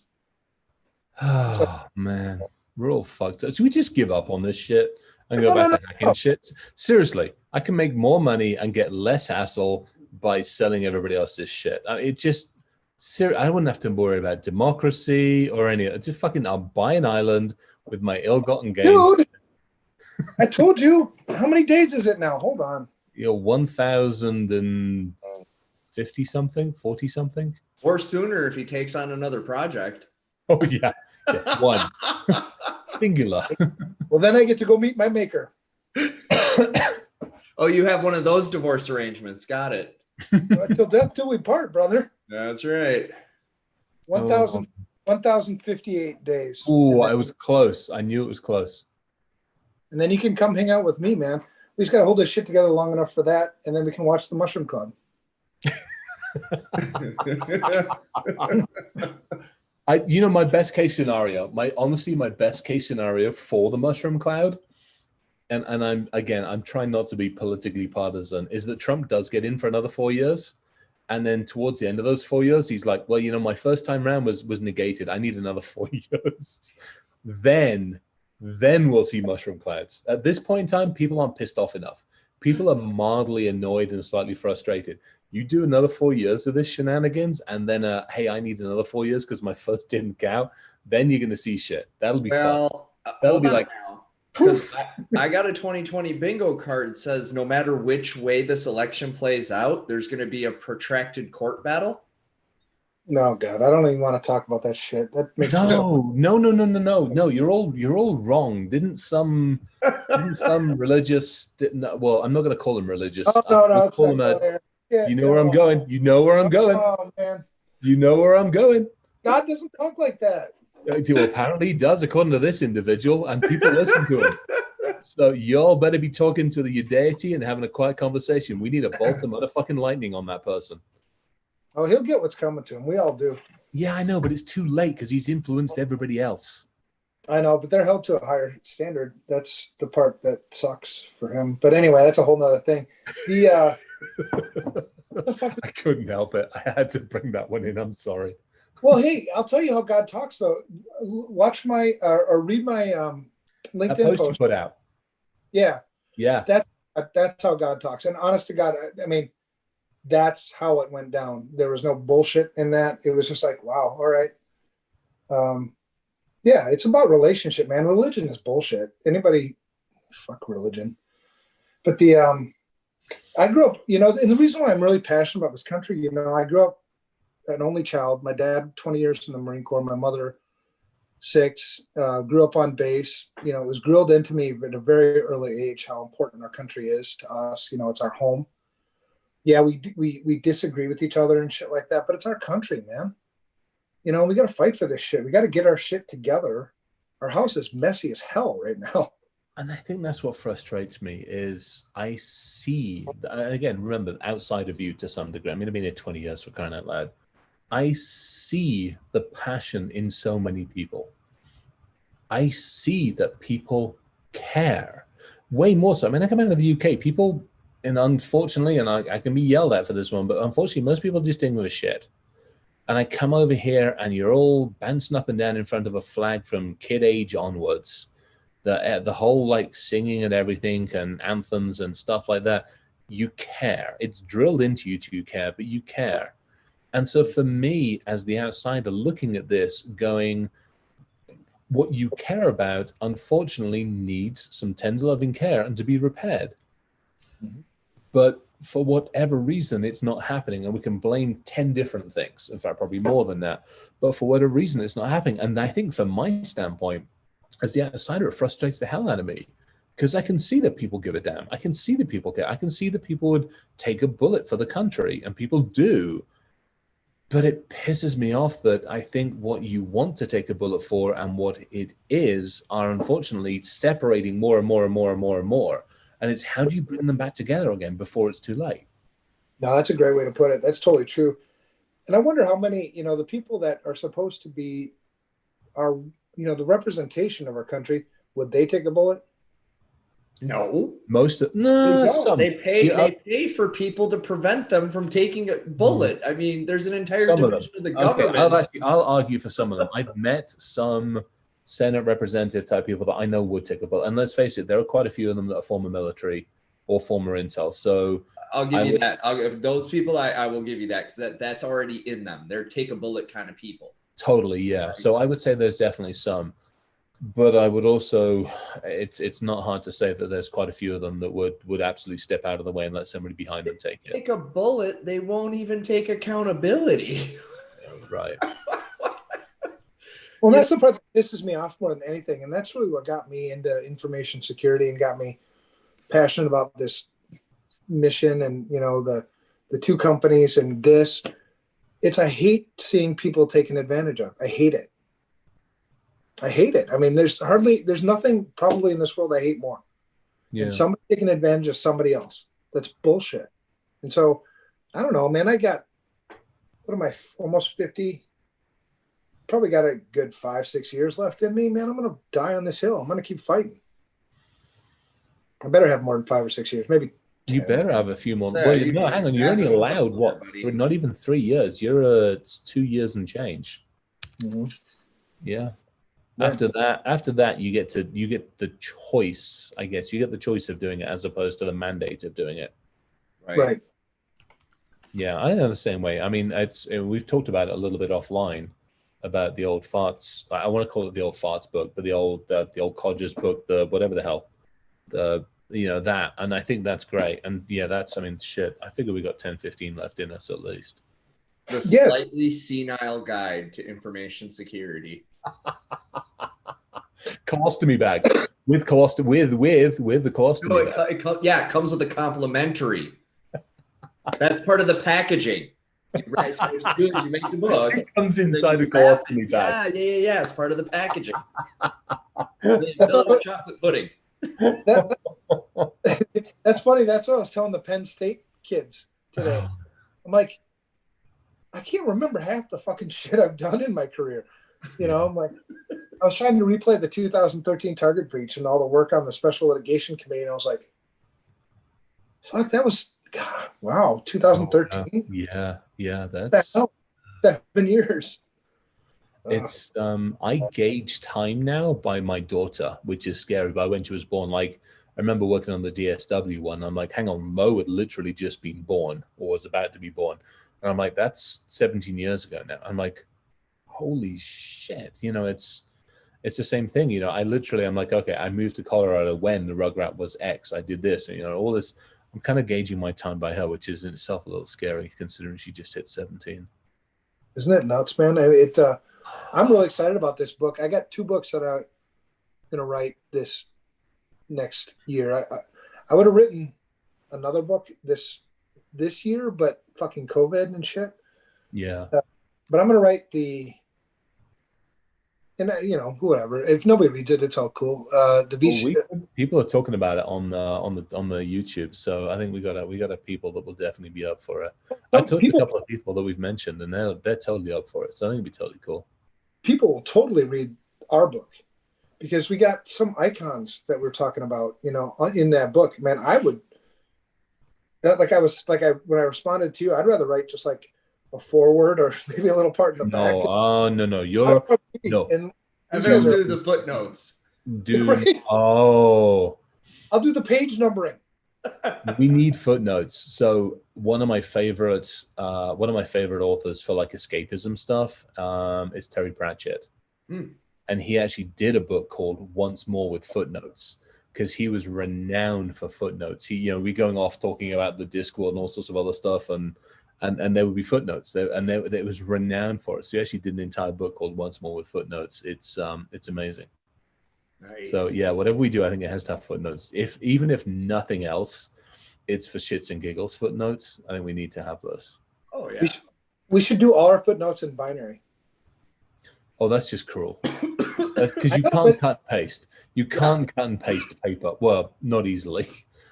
Right, but that way the youngins will have to learn how to read binary, because one of the things they need to do is don't take shortcuts. Understand how shit works, not just clicking. All right. Actually, I had to do that with somebody today.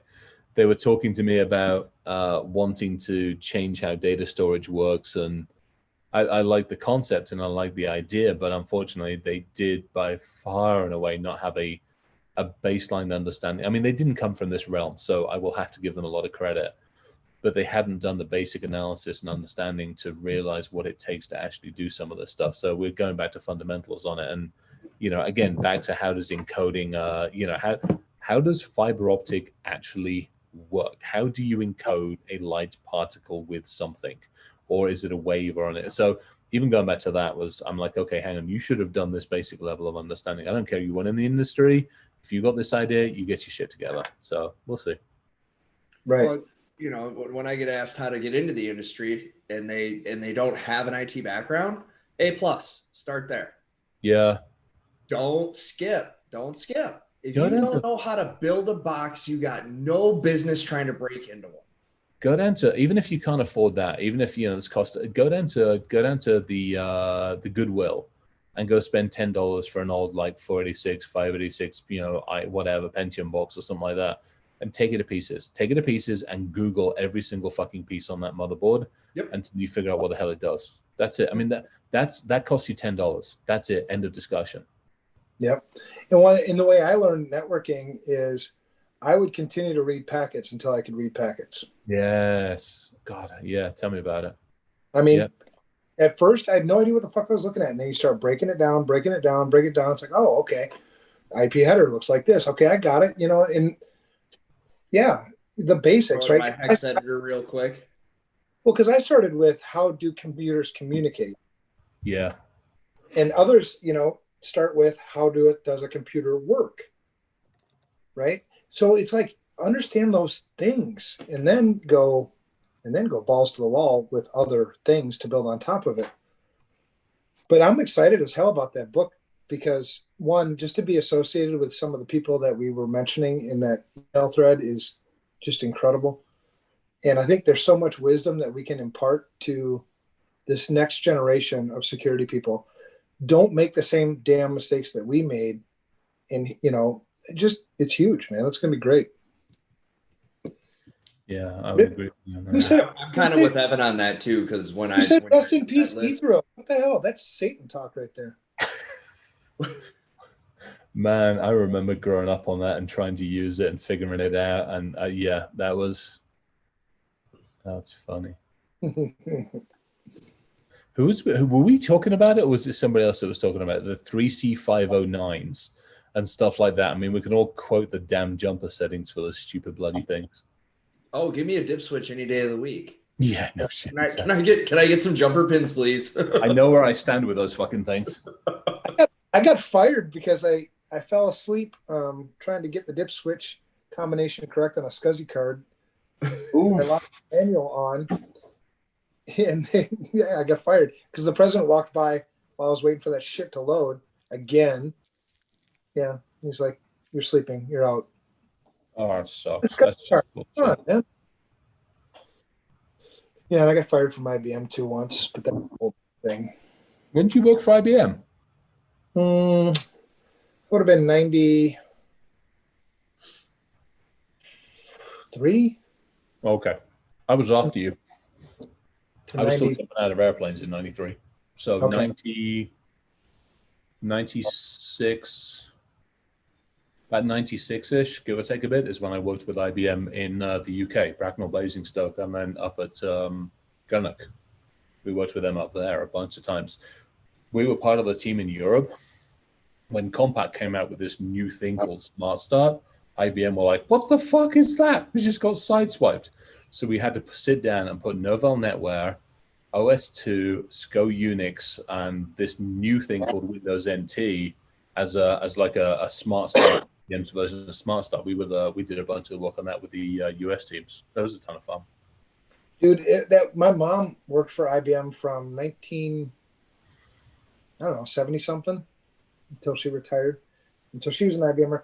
But my first paid gig was cleaning boot sector viruses off of Windows 3 machines for IBM, and then I ran network, and it was all token ring.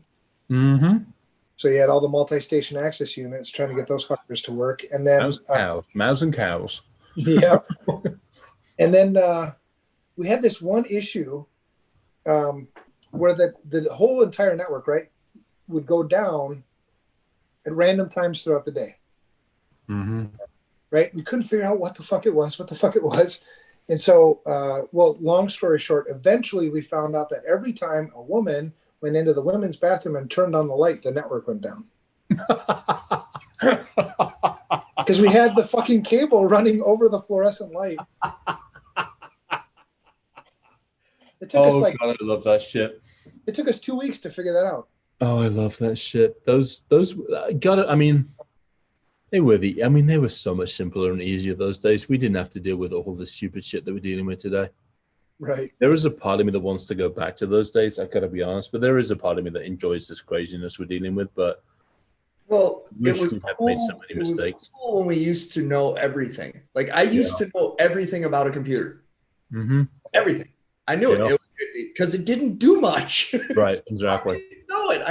This is DOS. This is the commands. There are no other commands. There are these commands. Those are the commands, right? This is how it works. And it was awesome watching the evolution, right? I remember getting 3.1 and mouse and network and work, and 3.1. If you'd have had a fucking Mac, it would have worked before you went up to this damn stupid Windows thing. I just want to point that one out. Okay. Yeah. Right. I don't know. There was a gap when Macs were like, holy fuck, they sucked, man, for a while. Yeah. Notice he says a Mac and not a Lisa. I just want to point that out. But there was the complexity levels were much less, and so you stood a fighting chance, right? And then as we continue to layer on, and now we're dealing with how many layers of abstraction inside of a session inside of a container. What is it, 5, 7? Dude, did you see that away from the hardware? I mean, when I shared with you, like, what was it, last week, the average number of systems that one web transaction crosses over? Do you remember that? Maybe. You sure you shared it with me? A single web or mobile transaction now crosses an average of 35 different technology systems or components. Good. Compared to 22 just 5 years ago. Here's my deck for that one. Assuming I can ever figure out my shit. So many buttons to click. Oops, I don't want that. That's a different video. This.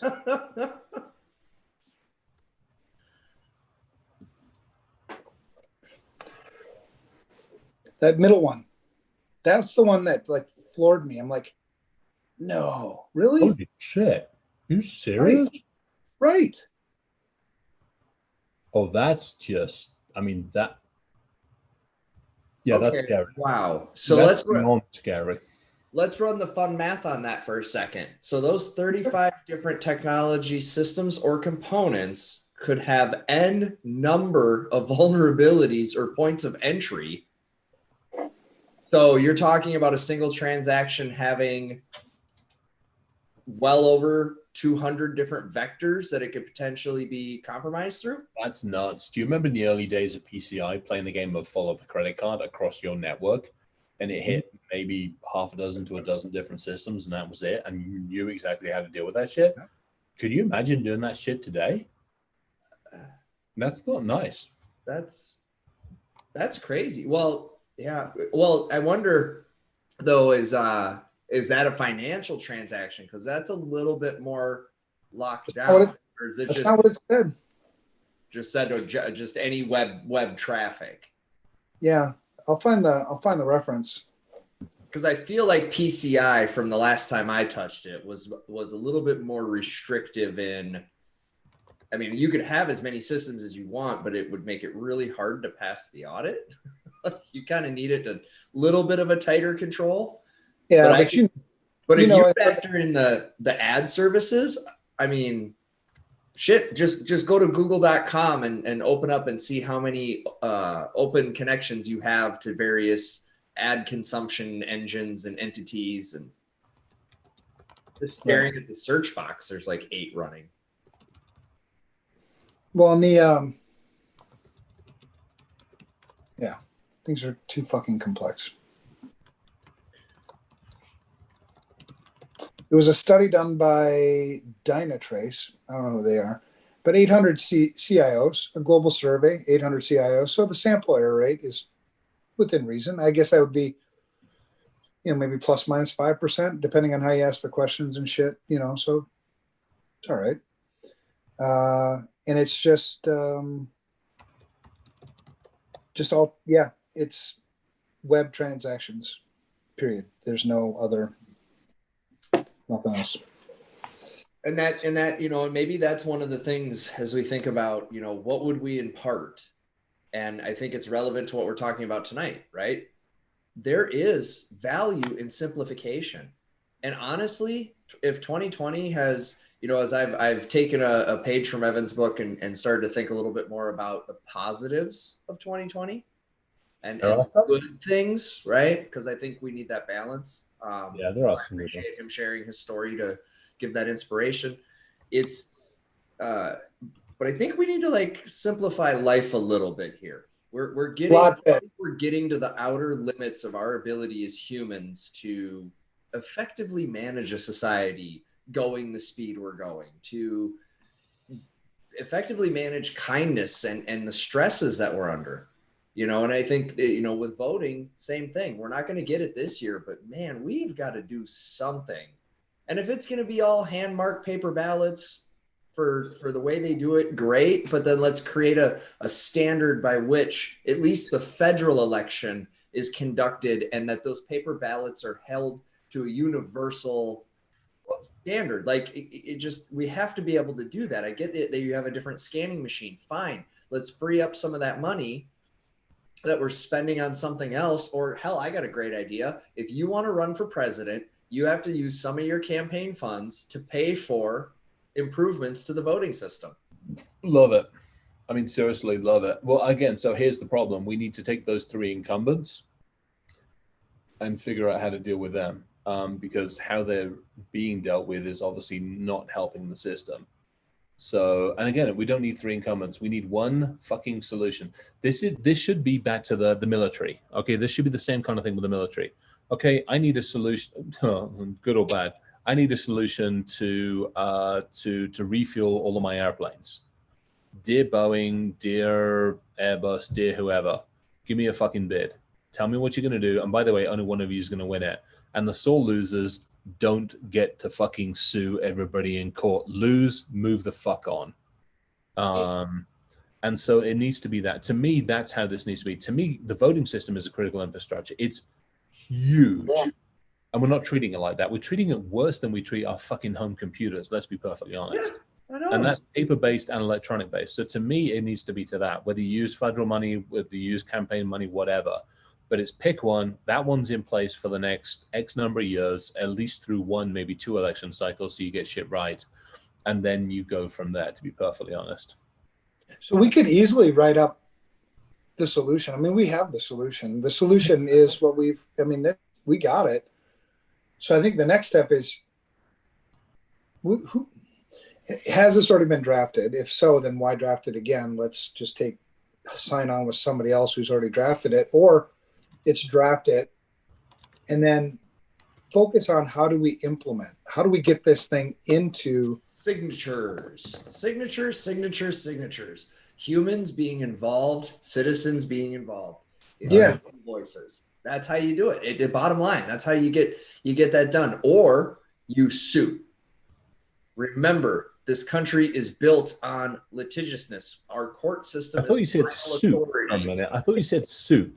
No, sue, like lawsuit. Yeah. You just system is the final man. Why are you calling Sue out? Well, because I figured I'd change it up going into November instead of calling him Karen. Karen, everybody's Sue. All right. But it is that getting involved aspect of it. If we want to get legislation like this passed, it's not hard if everybody says do it. You can even vote off cycle if everybody says do it. We've passed referendums all the time.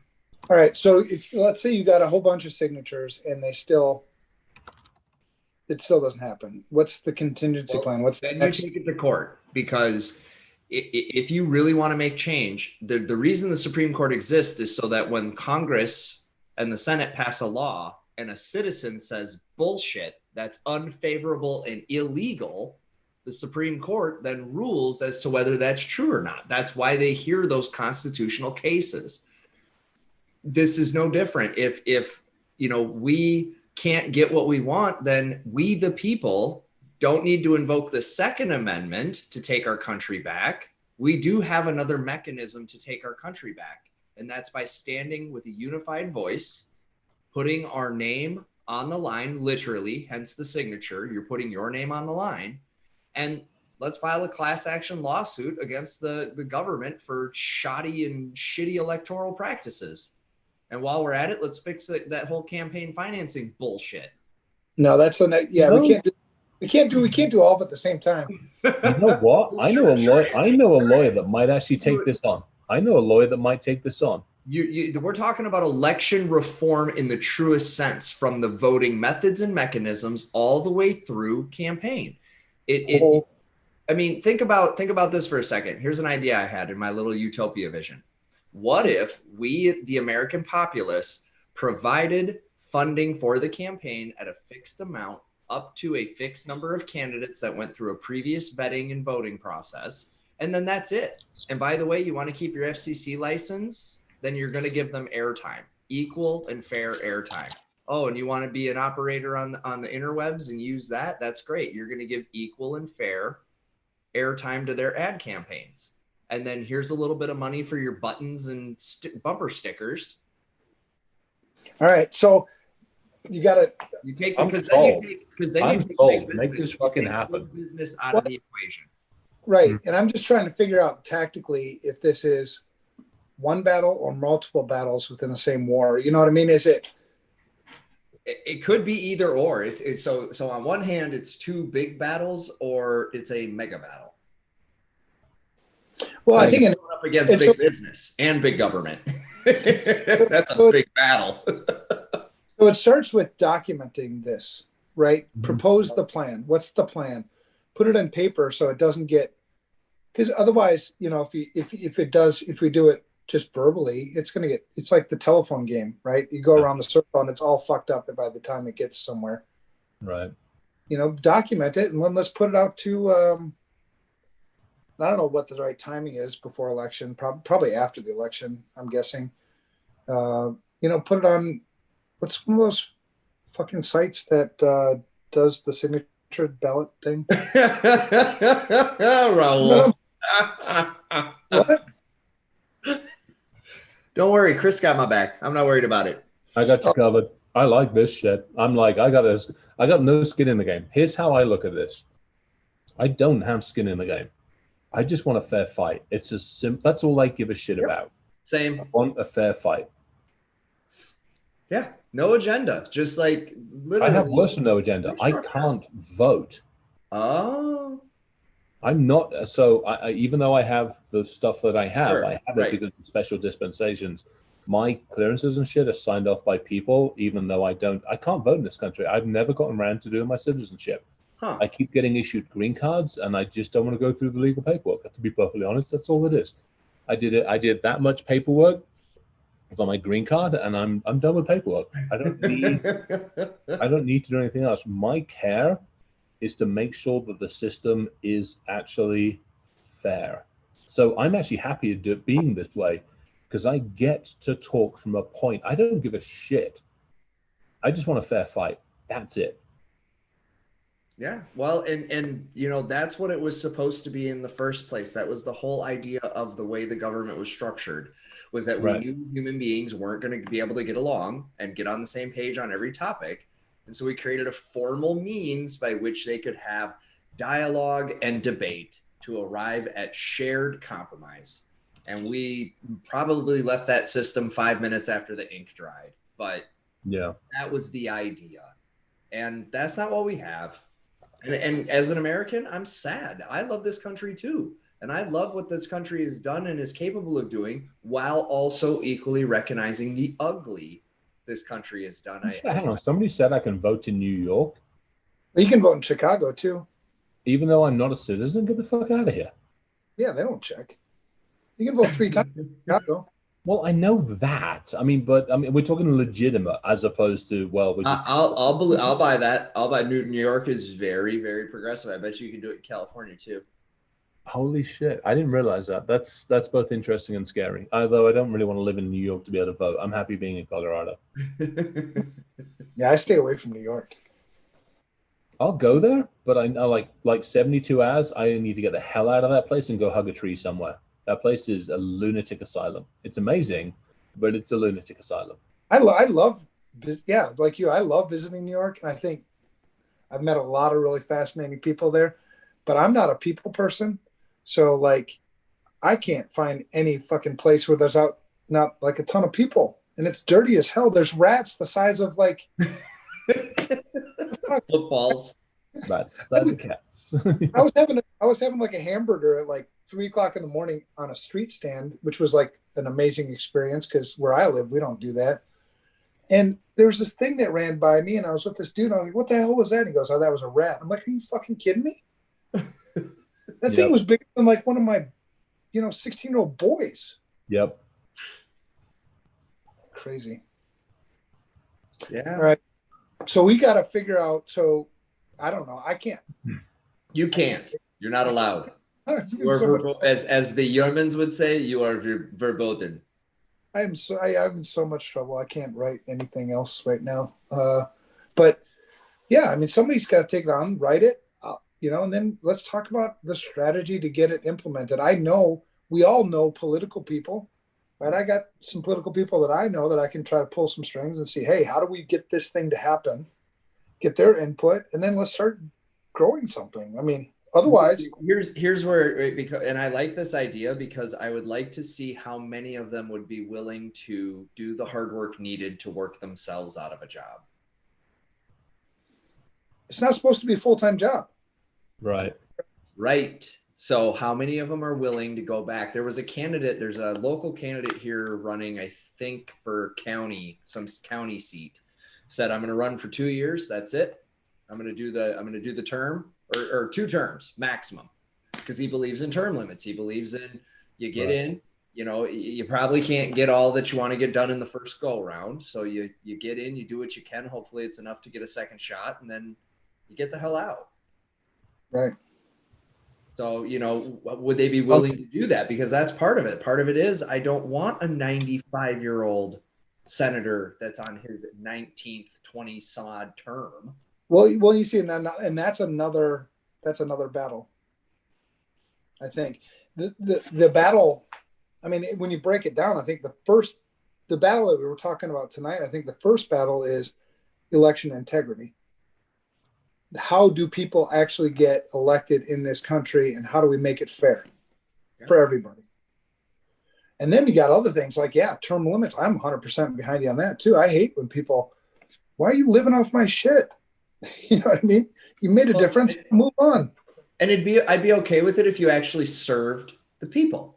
Yeah, there we if go. you did the job I paid you to do and you did it well, I probably honestly would not have a problem with you doing it for a long time.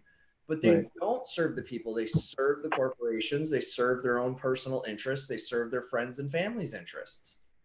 Well, and you know for sure that we have the technology, and I mean, stating the obvious, to hold these people accountable. Oh yes.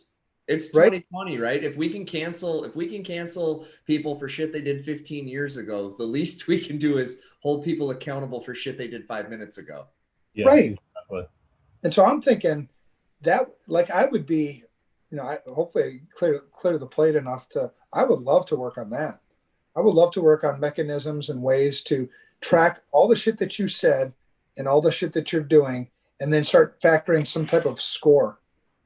Like, that's your sideline. That's your sideline. 1,053 days. No. I've just thought of a new product for you guys. What's that? Security Studio. You have, let me get this. You have S2 org, S2 vendor, S2 team, S2 school, S2 me, S2 poll. Ooh. Boom. I would love to factor this. This would be fun. Hell motherfucking yes. Give them a rating. I like it. And you can, and again, it's a scorecard. Think about it. It's the same architecture, same way of doing it, same way of mechanics, pass, fail, partial, whatever. You can do this really freaking easily. I wouldn't say easily, famous last words. It's all data. It's all analytics. This is simple. This is no different than you're doing for the S2 org stuff, the stuff that we're talking about. This is no different. You're pulling information in, you only have to pull it in from a few different places. There are places that track what every single person does, how they vote, how they apply on things. You've only got to take that data, take an API out of that data, and then pull it in for that one. Now you've basically got S2 poll. I love it. And making it binary objective, right? Because it's the three things that are really super important for me in measurement. It needs to be objective, consistent, and the characteristics need to be relevant. So yeah. Because then you can't debate it. You can't call it biased because it's objective. It's you said this, you did this. You can't. There's no bias in that. And voting records, how individual senators, politicians, that shit's public. It's done. You take it from 2 or 3 different sources and cross-reference it to make sure that there's no mistakes or that there's the minimal amount of mistakes possible. You cross-reference, and if anything, you also pull some stuff out of a couple of news feeds to double check that. This is just inbound data feeds that you basically drop into Elasticsearch architecture. And from there, you basically pull out the politicians, the information, and drop it into a scorecard. That actually wouldn't be too freaking hard to, holy shit, that actually would be totally cool. I know, right? You'd have to create, so you'd have to mine though, you'd need a way to pull their campaign promises into the equation because it's documented. It's documented. It's all documented. Okay. Yeah, I suppose. Yeah, because they want to get the word out. So it's I like this. All right. But let's fight this first battle first. Let's fight this first battle first. Document what we would do to fix the election integrity problem. Am I allowed to use a Molotov cocktail into ES&S's front door? Well, yeah, just don't get busted. And we want to keep you this side of the iron. I mean, ideally, it depends. Do you need to get away from your family? I know the quarantine's been tough on us all.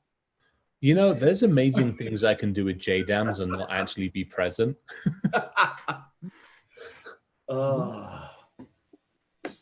This is a great talk, man.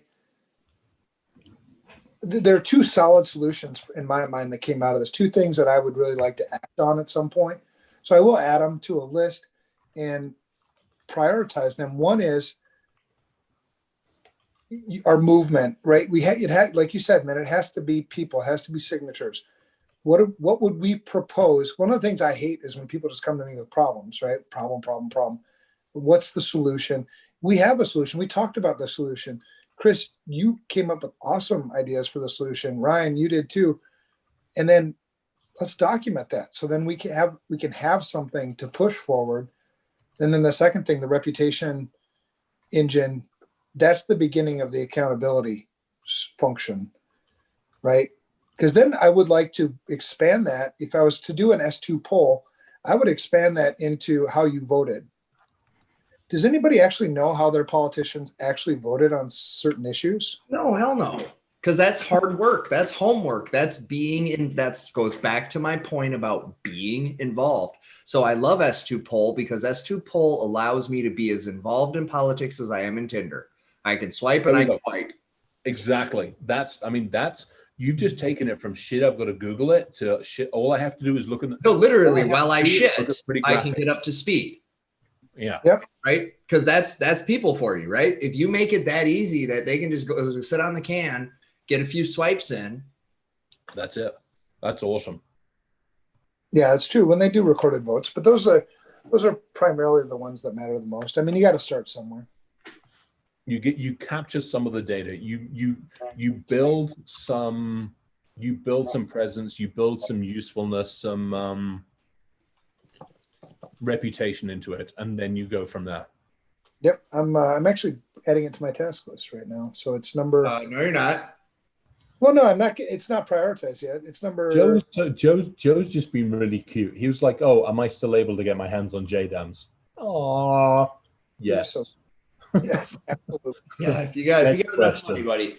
Yeah. Not only can I get my hands on them, I can also move the motherfuckers where I need to as well. All right, cool. So, Kravik put it, Joe, probably a few fatal flaws in the code. Oh, that's an understatement. All right, I need to go pee. I'll be back in a second. I've drank too much liquid. So why are you in a toilet? I gotta know. What's with the toilet? It's the shit show, man. I just flushed. I like that you managed to get one with the sprinkle in there. Yeah, I don't know how that got on there. Marlis is gonna be pissed. I must not have lifted the seat. Oops.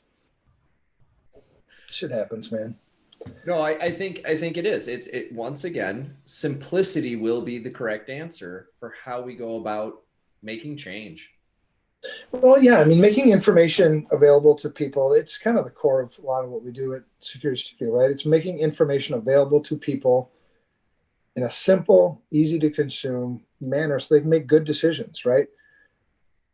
You make decisions based on inputs, and bias and a bunch of other shit, but inputs is a big piece. And if you can give people simple inputs that they can process without having to be an expert, right, make better decisions. Well, and as a voter, I know I would love to be able to use the tool myself to go, okay, how trustworthy, right? Because really at the end of the day, what we're coming up with is a trustworthiness score. You said it, did you do it? Now, there are valid political reasons for why they may vote differently than what they said.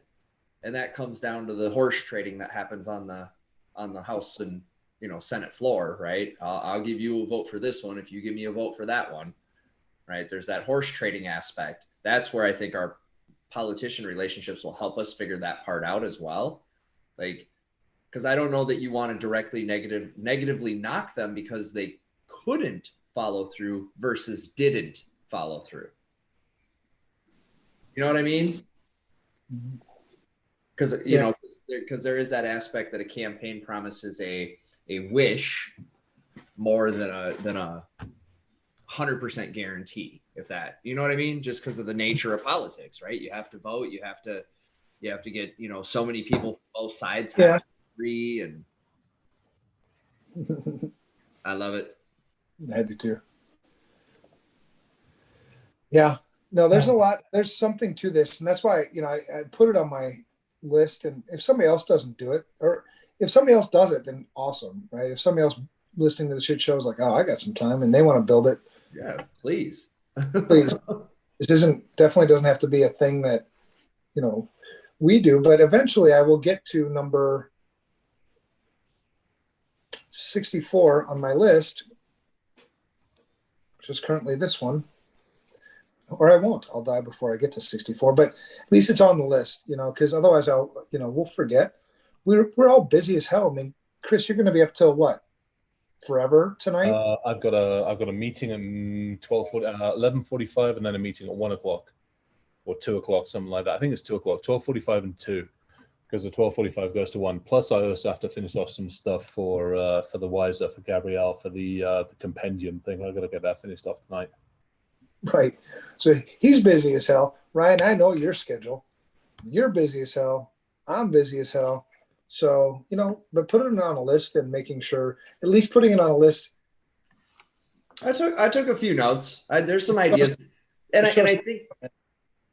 think there's an easy way to do this to give a general feel. Like maybe we don't even have to go very deep. Maybe it just is a comparative of, not just their trustworthiness, but their effectiveness, right? So they said that they were going to do all of this, and 1% of that actually got accomplished. Mm-hmm. They said they were going to do all of this, and 70% of that got accomplished, because nobody's going to come in at 100. That's an impossible thing. That doesn't happen. No politician gets 100% of what they say done the way they want to get it done, because there's other humans involved with their own agendas. But you could see if this person was more or less generally successful in following through and getting accomplished what they said they went to Washington or to your state government to do. Mm-hmm. Yeah. We'll have to figure out the criteria, and then, create some sort of integrity score, right? Because there are lies and there are, like you said, things that still sort of a lie that you said you were going to do that you couldn't do for whatever reason. You know what I mean? Almost acceptable, exceptions maybe. Figure out like even exceptions. I'm kind of hesitant on, because it's like anything. It's what I don't want is you blaming. What are you saying? I don't want you blaming. So perfect example. Let's say I get into power. I've got an agenda to change the voting system. Ryan's like, fuck no, you're not going to do that. You leave it exactly the way it is. I'm like, okay, how do we fix this? We're at an impasse. I don't want to be the ass. I don't want to be the one that says we are going to do it. How do we do this? How do we come together to do this effectively? And to me, if you like, oh, you get an exception because Ryan wasn't asked because he said no, fuck that. What it means is me as the person that you're grading wasn't effective at how to communicate, how to collaborate, and how to do bipartisan stuff. Therefore, my ass should still be held accountable. Yeah, I agree with that. I mean, it because it is the second half of the coin, right? It's trustworthiness and effectiveness. Right. So I totally agree with that. And I think it is both elements that make up whether that person should be, whether they're going to get my vote. It definitely would sway my opinion. If I knew somebody was 2% effective and, 2% trustworthy, and the next candidate's 15%, I'm going for the 15%er. Especially if the 2% keep blaming everybody else for their ineffectiveness. Oh yeah, that's one of my favorite political techniques. It's not what I shit the bed on. It's what this other guy shit the bed on. Because they stopped me, or because they didn't want to do it. Or, no, fuck it. It's because you weren't able to come to the table. And fuck sitting down formally. You know what? Go out for a damn cup of tea or a cup of coffee. Sit your asses down and go, how do we make things better? And and that part I don't get, right? So I know you've got to run. We're on time, so I'm gonna do my closing statement. The main way that we can know that our vote is safe and secure is to be as involved as possible in making sure it gets to where it's going. Okay, so if you're doing mail-in, if you have the option to drop it off in person, maybe consider doing so. If you are voting electronically, take a quick once over for a thumb drive sticking out of somewhere, the obvious stuff. If you really care, it's time to start thinking about how you can get involved. Yeah. And it doesn't have to be at the national level. It can be at your local level. I guarantee you, your local government is a shit show just like the rest of them. So you can get involved, you can become informed. Number one, please vote, no matter what method you use, whether it gets there or doesn't get there. If you don't vote, it guarantees it doesn't get there. If you do vote, you've got a 50-50 shot. Yeah. I like it. No, I appreciate the discussion, you guys. A lot of thought provoking. Every time we do this, every week, it's a bunch of really good thought provoking things, And that's the thing. If you don't love it, fuck, it's the country. This is your home. You know what I mean? This is where you live. Yeah. And so that's how I look at it. Yeah. And so do what you can to make it a better home. Get along with your siblings, your brothers, your sisters. Yeah. It takes us working together, man. We can do this. Yeah, I'm kind of with you. I mean, I think that's for me. It's, I have no skin in the game. For me, I want a fair fight, but I want an equal fair fight. And I want people to be invested in the process, and it's never going to be everybody. No two ways about it. I am encouraged. It's actually been really nice to see the fact that apparently, it's like record turnouts and all this kind of stuff. And apparently there are more people who seem to be taking interest this time.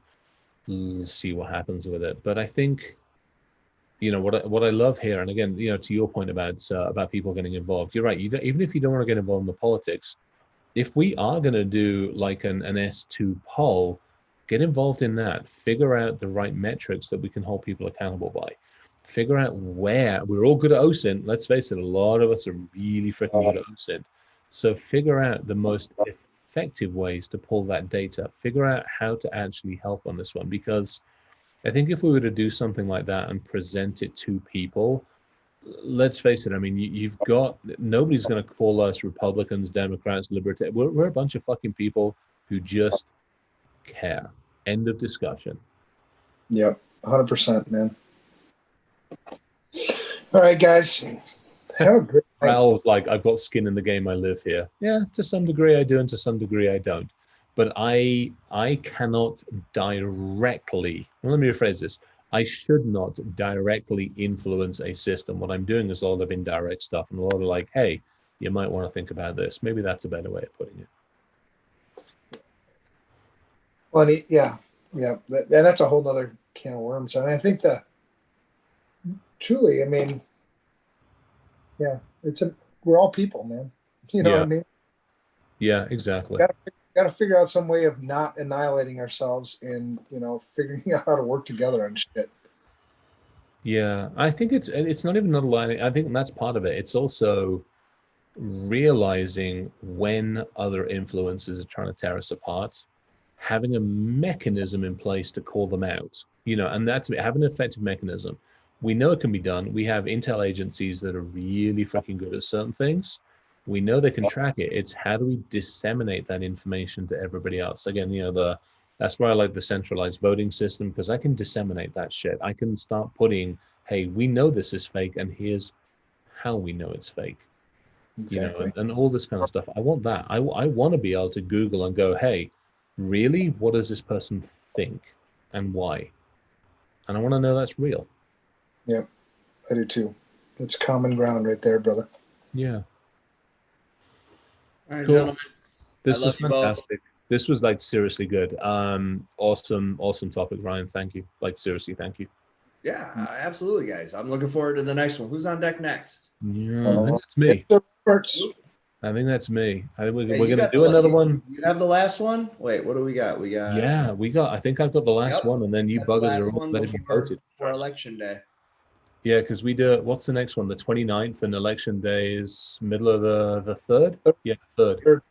Yeah. I don't know what I'll do. I've got a couple of ideas, but I think I don't know what to do. I'll noodle on it. I got some time. Not much, but I got a little bit of time. Well, do it like me. Get the blog post up, mid-afternoon. And Chris, you're like us. I mean, we're all this. In this, we're sort of the same, right? We do our best work 5 minutes beforehand. So don't even. I pisses me off. I know. Why has it got to be like that? Why has it got to be gun in the mouth? Like, oh shit, clock burned down. I, what the fuck is it? I don't know why, but you're right. Yeah, I mean, Evan, you are 100% right. Yeah, and there, we'll talk more about that another time, but there's an actual phenomenon behind that, and they can't figure out if it's causation or correlation. Ooh, that's an interesting one. It's a thing, though. It's an actual thing. We are not the only ones in the world that operate that way, and they can't. I don't like it. I know I can be better. I've got a document open at the moment. I owe like an article for CISO magazine, and it has to be done in October. We're in the 22nd. To my credit, I've only known about it for the last I've only been aware of it for the last week, and this document's been open. It's like a paragraph long, and it has to be like 800, 1,200 words. Shit ain't gonna get done till probably the 29th. Let's be perfectly honest, or the 30th. I've got a bunch of talks next week, of which I owe 2 of them. I have to do completely new slide decks. I know it's going to be the night before shit. I know I know, and the problem is I know it. I'm sitting down. I'll spend time with the family, and I'll come back down here at like 9, 10, 9:30, 10 o'clock at night, and I'll sit in the chair and I'll mess around on a game for 10 minutes. I'll watch a bit of a movie. I'll go trim my nails because they're too long to be able to tap on the fucking keyboard. I'll go get more water, and then I'll sit down, and then maybe I'll do something else. And then right about midnight, 1 o'clock in the morning, I'm like balls to the walls. 3 o'clock in the morning, this talk is like, holy shit, I did it to myself last week. The Israeli one and the Turkish one. I did the same fucking thing. 3, 4 o'clock in the morning, I'm done. I give the talk at 7, 8 o'clock in the morning, and everybody's like, wow, that was really cool. I'm like, fuck, that was, pulled out of my ass at the last minute. But I've been thinking about it for the last month. Yeah. Well, and that is a huge part of what we do is I explain this to my wife knows it, but I had to explain it to my son because he's like, well, I mean, you don't work. You say you working all the time, but I see you and you're not always working. And I'm like, really? You saw inside my head, did you? Yeah. Exactly. I know it appeared like I was emptying a dishwasher. Yeah. Well, and despite how frustrated you are with it, you've been trying to change it for damn near 50 years. So it's probably not going to change. Right. It's just kind of the way you're wired there, bud. Oh God, you're right though. I mean, I should just embrace it, but I can't. I want to fight it because, well, whatever. It is what it is. To your point. All right. Love you guys. Seriously, have a good one. This was fantastic. Thanks for everybody that was listening and watching. We've got some extra people that I've not heard from before, which is actually totally freaking awesome. And we are talking about JDAMs, which is and daisy cutters, which makes me really freaking, it makes me happy, but it brings back some interesting memories, and we'll leave it at that one. Take care, everybody. Everybody have a great night. Love you guys. Love you guys. Take care. Bye.